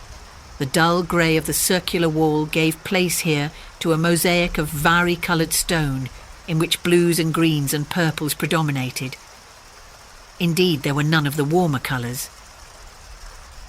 There must have been thousands of bits of coloured stone making up that pattern, for none was larger than a walnut. And the mosaic seemed to follow some definite pattern, unfamiliar to Carson. There were curves of purple and violet mingled with angled lines of green and blue, intertwining in fantastic arabesques. There were circles, triangles, a pentagram, and other, less familiar figures. Most of the lines and figures radiated from a definite point, the centre of the chamber, where there was a circular disc of dead black stone, perhaps 2 feet in diameter. It was very silent. The sounds of the cars that occasionally went past overhead in Derby Street could not be heard. In a shallow alcove in the wall, Carson caught a glimpse of markings on the walls, and he moved slowly in that direction, the beam of his light travelling up and down the walls of the niche. The marks, whatever they were, had been daubed upon the stone long ago, for what was left of the cryptic symbols was indecipherable. Carson saw several partly effaced hieroglyphics which reminded him of Arabic, but he could not be sure. On the floor of the alcove was a corroded metal disc about 8 feet in diameter, and Carson received the distinct impression that it was movable, but there seemed no way to lift it. He became conscious that he was standing in the exact centre of the chamber, in the circle of black stone where the odd design centred. Again, he noticed the utter silence. On an impulse, he clicked off the ray of his flashlight. Instantly, he was in dead blackness. At that moment, a curious idea entered his mind. He pictured himself at the bottom of a pit, and from above a flood was descending, pouring down the shaft to engulf him. So strong was this impression that he actually fancied he could hear a muffled thundering, the roar of the cataract. Then, oddly shaken, he clicked on the light, glanced around swiftly. The drumming, of course, was the pounding of his blood, made audible in the complete silence, a familiar phenomenon. But if the place was so still? The thought leaped into his mind, as though suddenly thrust into his consciousness. This would be an ideal place to work. He could have the place wired for electricity, have a table and chair brought down, use an electric fan if necessary, although the musty odour he had first noticed seemed to have disappeared completely. He moved to the tunnel mouth, and as he stepped from the room he felt an inexplicable relaxation of his muscles, although he had not realised that they had been contracted.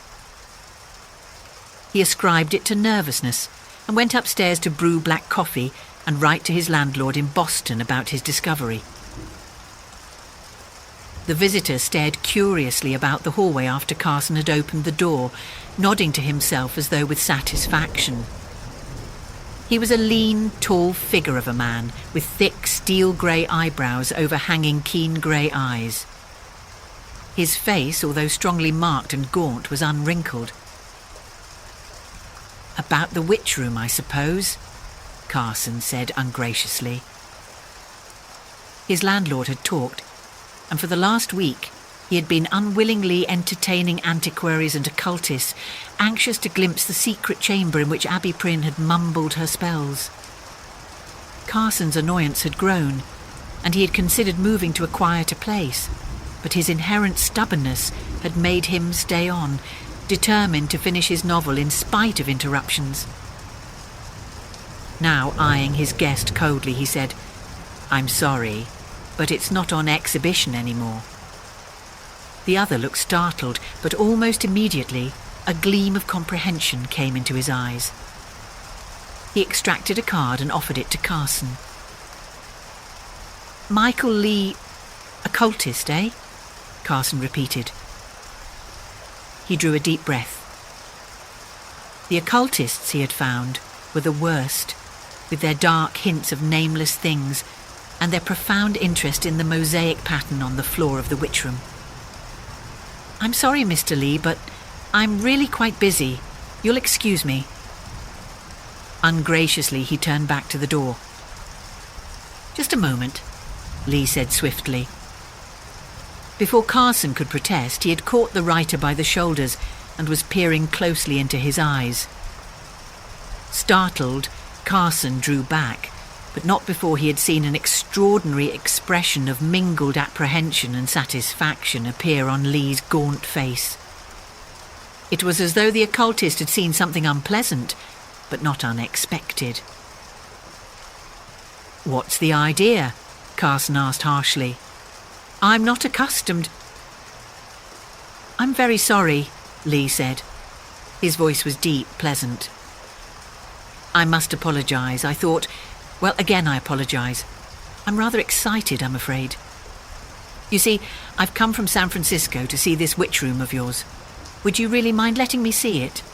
I should be glad to pay any sum." Carson made a deprecatory gesture.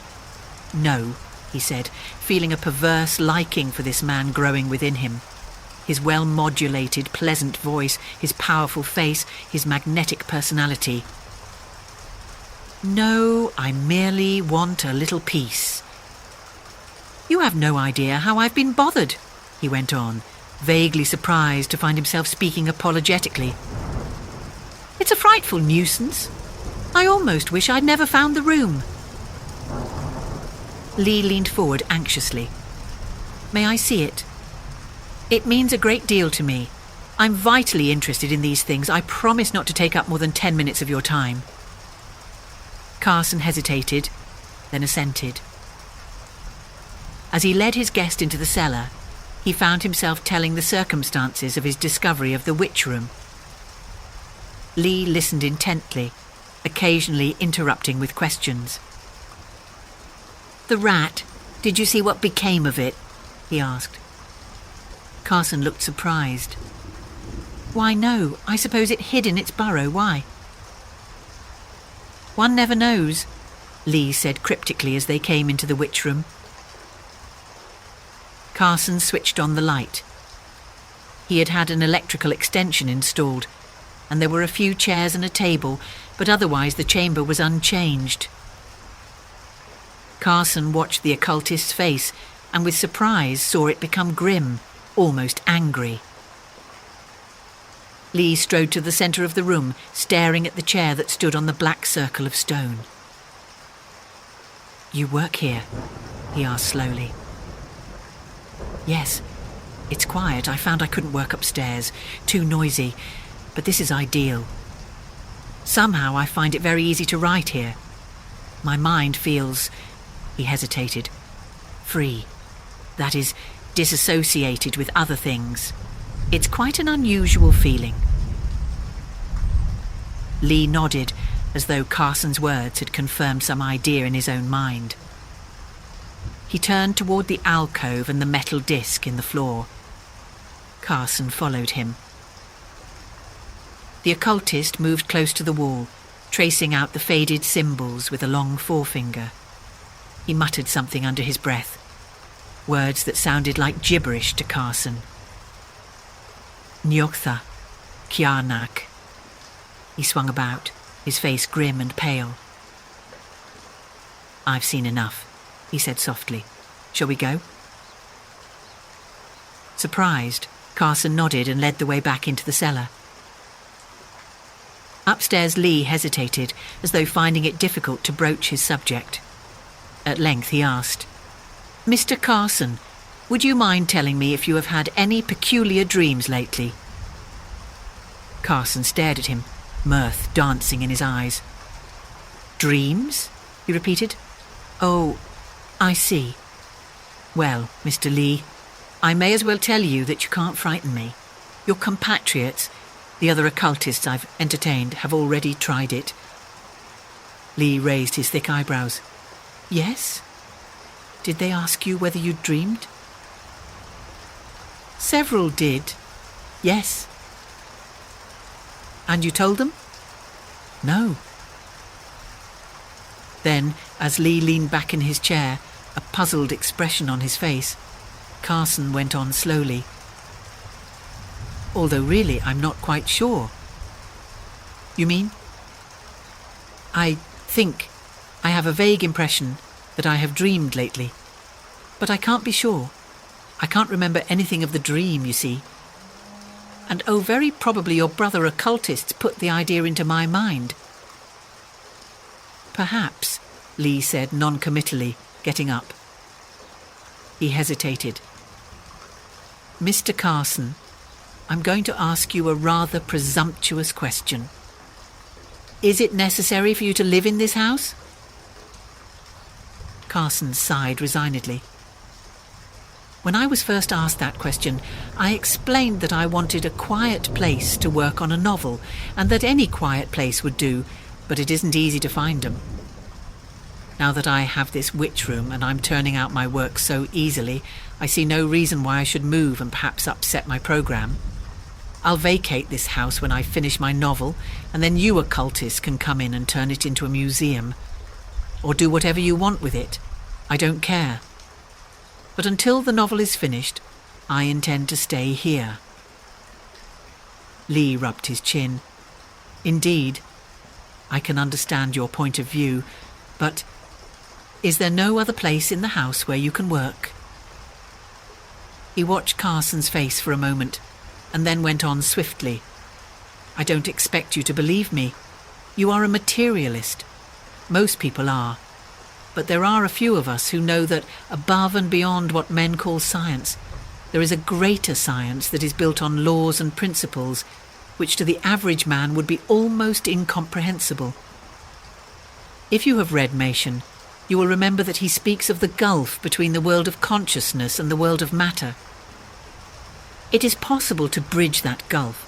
The witch room is such a bridge. Do you know what a whispering gallery is? Eh?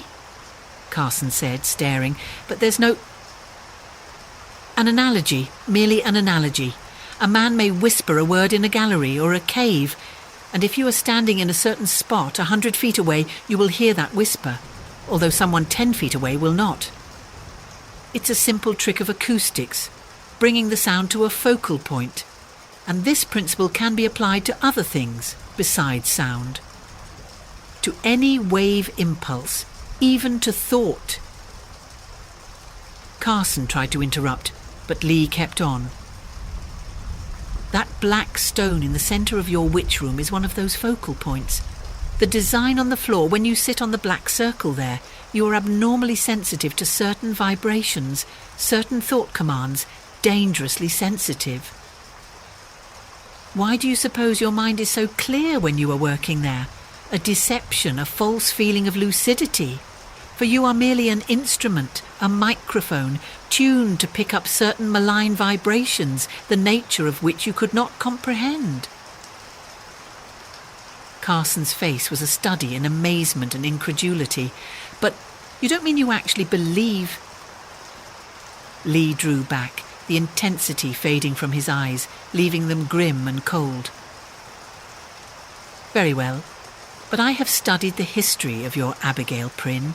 She too understood this super science of which I speak. She used it for evil purposes, the black art as it is called. I have read that she cursed Salem in the old days, and a witch's curse can be a frightful thing. Will you... He got up, gnawing at his lip. Will you at least allow me to call on you tomorrow? Almost involuntarily, Carson nodded. But I'm afraid you'll be wasting your time. I don't believe... I have no... He stumbled at a loss for words. I merely wish to assure myself that you... Oh, another thing. If you dream tonight, will you try to remember the dream? If you attempt to recapture it immediately after waking, it is often possible to recall it. That night, Carson dreamed. He awoke just before dawn with his heart racing furiously and a curious feeling of uneasiness. Within the walls and from below, he could hear the furtive scurryings of the rats. He got out of bed hastily, shivering in the cold greyness of early morning. A wan moon still shone faintly in a paling sky. Then he remembered Lee's words. He had dreamed. There was no question of that. But the content of his dream, that was another matter. He absolutely could not recall it to his mind, much as he tried, although there was a very vague impression of running frantically in darkness. He dressed quickly, and because the stillness of early morning in the old house got on his nerves, went out to buy a newspaper. It was too early for shops to be open, however, and in search of a newsboy he set off westward, turning at the first corner. And as he walked, a curious and inexplicable feeling began to take possession of him. A feeling of familiarity. He had walked here before, and there was a dim and disturbing familiarity about the shapes of the houses, the outline of the roofs. But, and this was the fantastic part of it, to his knowledge, he had never been on this street before.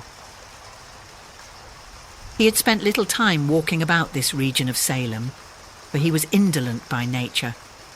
Yet there was this extraordinary feeling of remembrance, and it grew more vivid as he went on.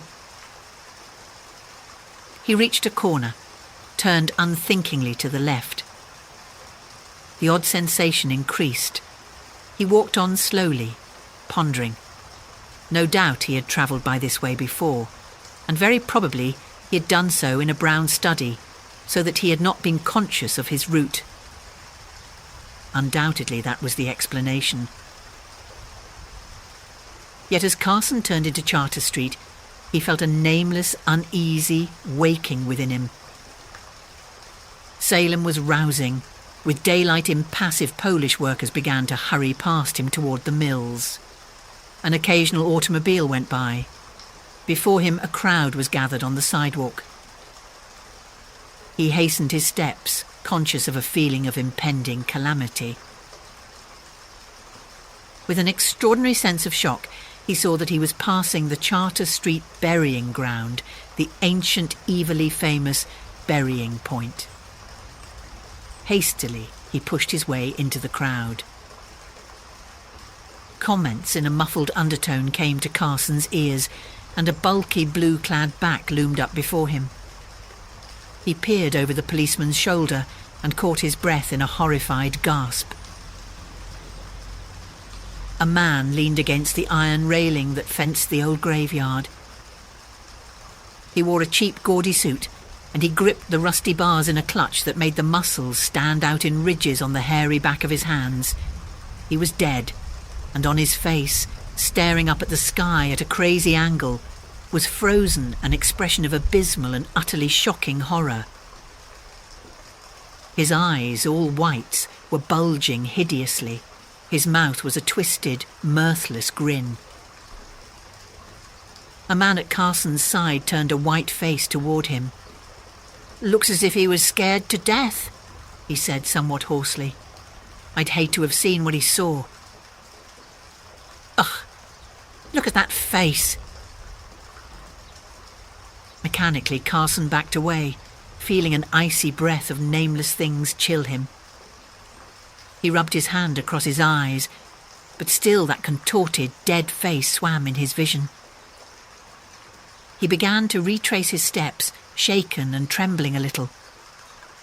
Involuntarily, his glance moved aside, rested on the tombs and monuments that dotted the old graveyard. No one had been buried there for over a century, and the lichen-stained tombstones with their winged skulls, fat-cheeked cherubs and funereal urns seemed to breathe out an indefinable miasma of antiquity. What had frightened the man to death? Carson drew a deep breath.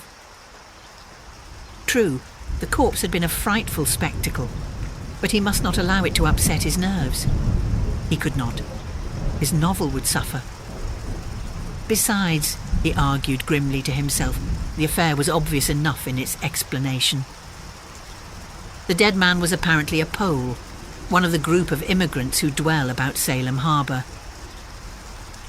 Passing by the graveyard at night, a spot about which eldritch legends had clung for nearly 3 centuries, his drink-befuddled eyes must have given reality to the hazy phantoms of a superstitious mind. These Poles were notoriously unstable emotionally, prone to mob hysteria and wild imaginings. The great immigrant panic of 1853, in which 3 witch houses had been burned to the ground, had grown from an old woman's confused and hysterical statement that she had seen a mysterious white-clad foreigner take off his face, What else could be expected of such people, Carson thought. Nevertheless, he remained in a nervous state and did not return home until nearly noon.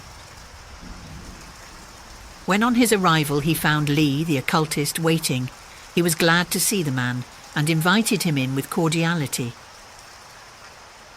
Lee was very serious. "Did you hear about your friend Abigail Prynne?" he asked without preamble, and Carson stared, pausing in the act of siphoning charged water into a glass.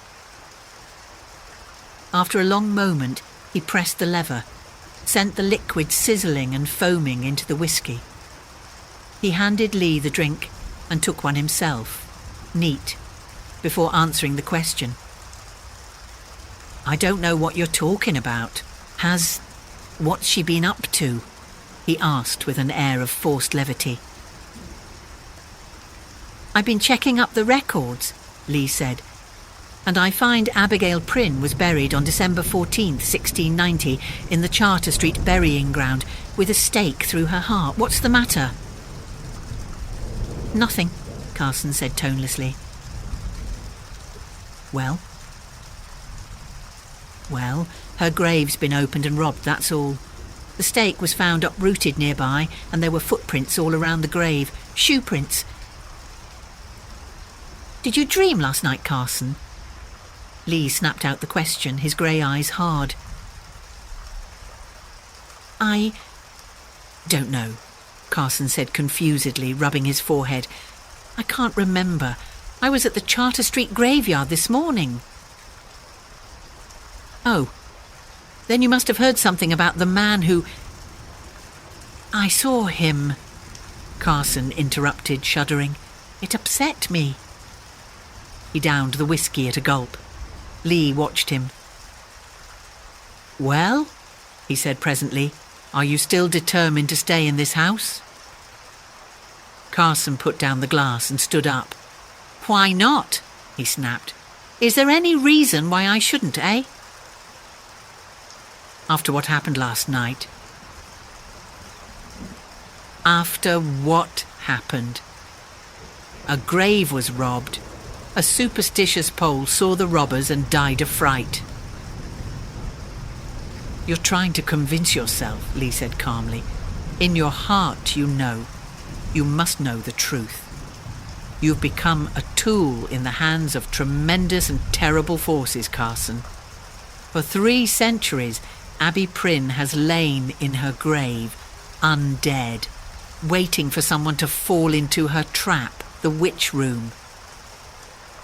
Perhaps she foresaw the future when she built it, foresaw that someday someone would blunder into that hellish chamber and be caught by the trap of the mosaic pattern. It caught you, Carson, and enabled that undead horror to bridge the gulf between consciousness and matter, to get en rapport with you. Hypnotism is child's play to a being with Abigail Prynne's frightful powers. She could very easily force you to go to her grave and uproot the stake that held her captive, and then erase the memory of that act from your mind so that you could not remember it even as a dream. Carson was on his feet, his eyes burning with a strange light. In God's name, man, do you know what you're saying? Lee laughed harshly. God's name. The devil's name, rather. The devil that menaces Salem at this moment. For Salem is in danger, terrible danger. The men and women and children of the town Abby Prynne cursed when they bound her to the stake and found they couldn't burn her.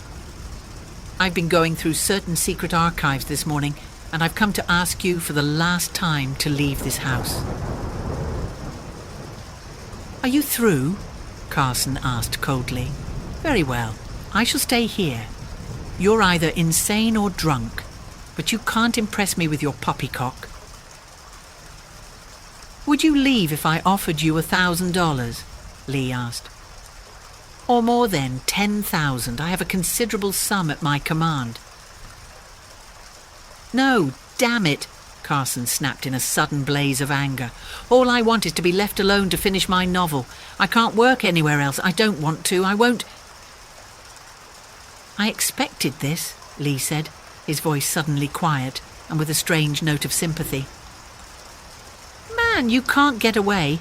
You're caught in the trap, and it's too late for you to extricate yourself so long as Abby Prynne's brain controls you through the witch room. And the worst part of it is that she can only manifest herself with your aid. She drains your life forces, Carson, feeds on you like a vampire." "You're mad," Carson said dully. "I'm afraid that iron disc in the witch room, I'm afraid of that and what's under it. Abby Prynne served strange gods, Carson, and I read something on the wall of that alcove that gave me a hint. Have you ever heard of Niogtha?" Carson shook his head impatiently.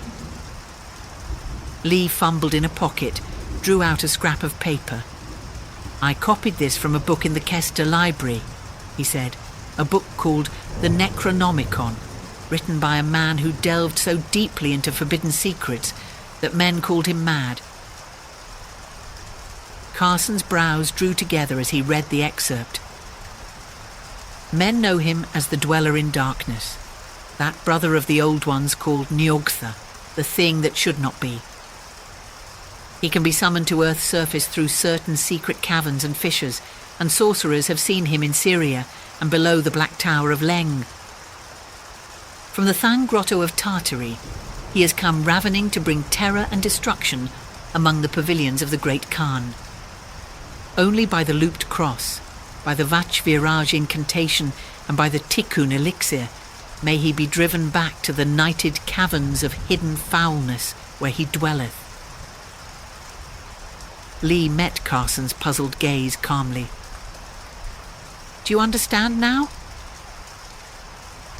"Incantations and elixirs," Carson said, handing back the paper. "Fiddlesticks." "Far from it.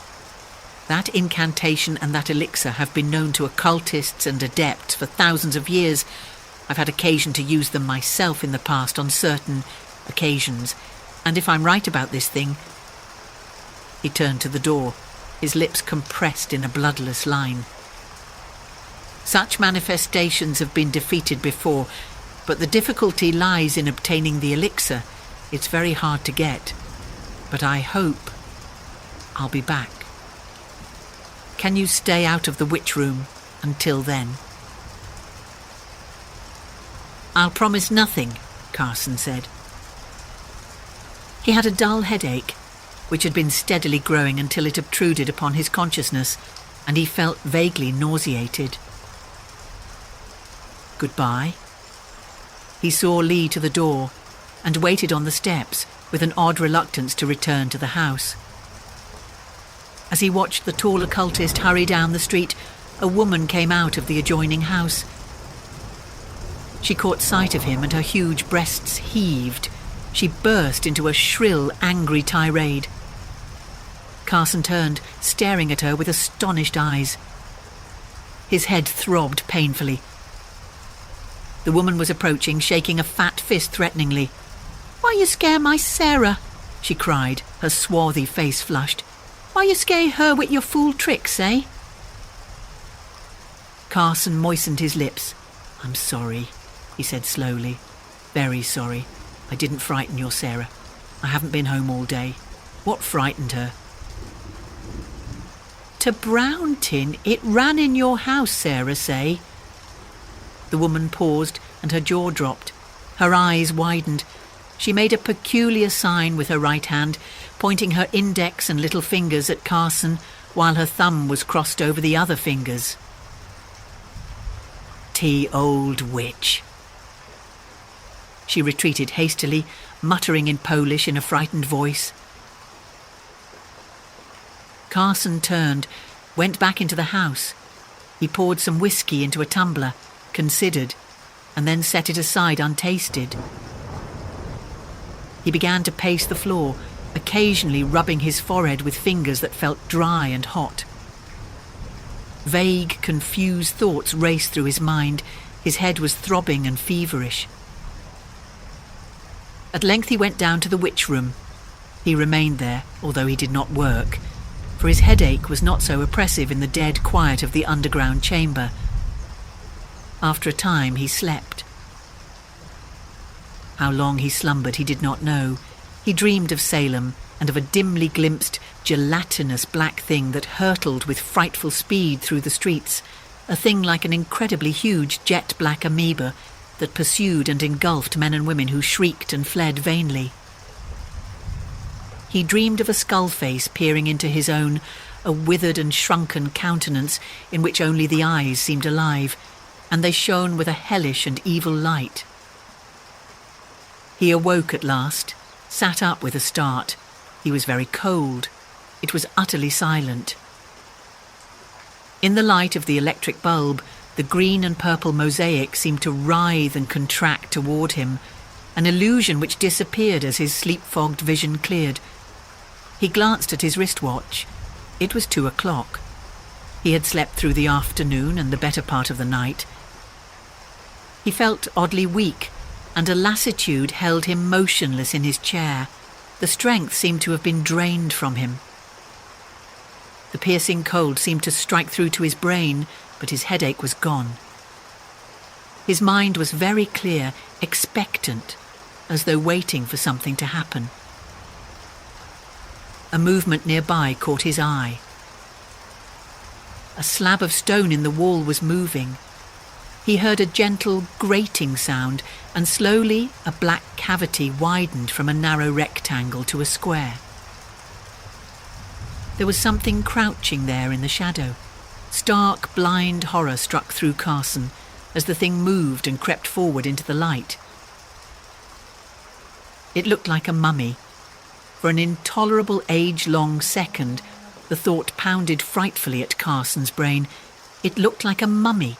It was a skeleton-thin parchment-brown corpse, and it looked like a skeleton with the hide of some great lizard stretched over its bones. It stirred, it crept forward, and its long nails scratched audibly against the stone. It crawled out into the witch room, its passionless face pitilessly revealed in the white light, and its eyes were gleaming with charnel life. He could see the serrated ridge of its brown, shrunken back. Carson sat motionless. Abysmal horror had robbed him of the power to move.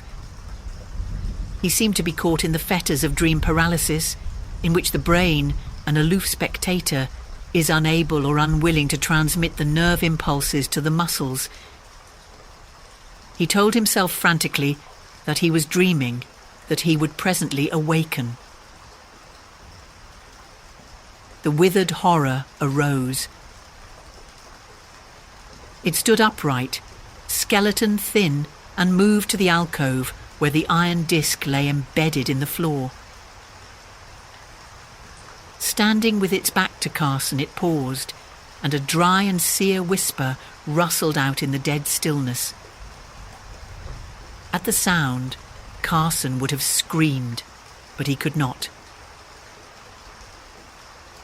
Still the dreadful whisper went on in a language Carson knew was not of earth, and as though in response an almost imperceptible quiver shook the iron disc. It quivered and began to rise very slowly, and as if in triumph, the shriveled horror lifted its pipe-stem arms. The disc was nearly a foot thick, but presently, as it continued to rise above the level of the floor, an insidious odour began to penetrate the room. It was vaguely reptilian, musky and nauseating. The disc lifted inexorably, and a little finger of blackness crept out from beneath its edge. Abruptly, Carson remembered his dream of a gelatinous black creature that hurtled through the Salem streets. He tried vainly to break the fetters of paralysis that held him motionless. The chamber was darkening and a black vertigo was creeping up to engulf him. The room seemed to rock. Still the iron disc lifted. Still the withered horror stood with its skeleton arms raised in blasphemous benediction. Still the blackness oozed out in slow amoeboid movement. There came a sound breaking through the sere whisper of the mummy, the quick patter of racing footsteps. Out of the corner of his eye, Carson saw a man come racing into the witch room. It was the occultist, Lee, and his eyes were blazing in a face of deathly pallor. He flung himself past Carson to the alcove where the black horror was surging into view. The withered thing turned with dreadful slowness. Lee carried some implement in his left hand, Carson saw, a crux ansata of gold and ivory. His right hand was clenched at his side. His voice rolled out, sonorous and commanding. There were little beads of perspiration on his white face. Jana kadish tu nilgri, stelsna kana njogtha, kjanak flejetho. The fantastic, unearthly syllables thundered out, echoing from the walls of the vault. Lee advanced slowly, the crux ansata held high. And from beneath the iron disc, black horror came surging. The disc was lifted, flung aside, and a great wave of iridescent blackness, neither liquid nor solid, a frightful gelatinous mass, came pouring straight for Lee. Without pausing in his advance, he made a quick gesture with his right hand, and a little glass tube hurtled at the black thing, was engulfed.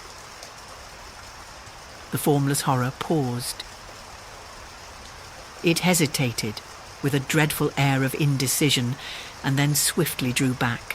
A choking stench of burning corruption began to pervade the air, and Carson saw great pieces of the black thing flake off, shrivelling as though destroyed with corroding acid. It fled back in a liquescent rush, hideous black flesh dropping as it retreated. A pseudopod of blackness elongated itself from the central mass, and like a great tentacle clutched the corpse-like being, dragged it back to the pit and over the brink. Another tentacle seized the iron disc, pulled it effortlessly across the floor, and as the horror sank from sight, the disc fell into place with a thunderous crash. The room swung in wide circles about Carson, and a frightful nausea clutched him. He made a tremendous effort to get to his feet, and then the light faded swiftly and was gone. Darkness took him. Carson's novel was never finished. He'd burned it but continued to write, although none of his later work was ever published. His publishers shook their heads and wondered why such a brilliant writer of popular fiction had suddenly become infatuated with the weird and ghastly. "It's powerful stuff," one man told Carson as he handed back his novel. Black God of Madness. "It's remarkable in its way, but it's morbid and horrible. Nobody would read it. Carson, why don't you write the type of novel you used to do, the kind that made you famous?" It was then that Carson broke his vow never to speak of the witch room, and he poured out the entire story, hoping for understanding and belief. But as he finished, his heart sank as he saw the other's face, sympathetic but sceptical. "You dreamed it, didn't you?" the man asked, and Carson laughed bitterly. "Yes, I dreamed it." "It must have made a terribly vivid impression on your mind. Some dreams do. But you'll forget about it in time," he predicted, and Carson nodded.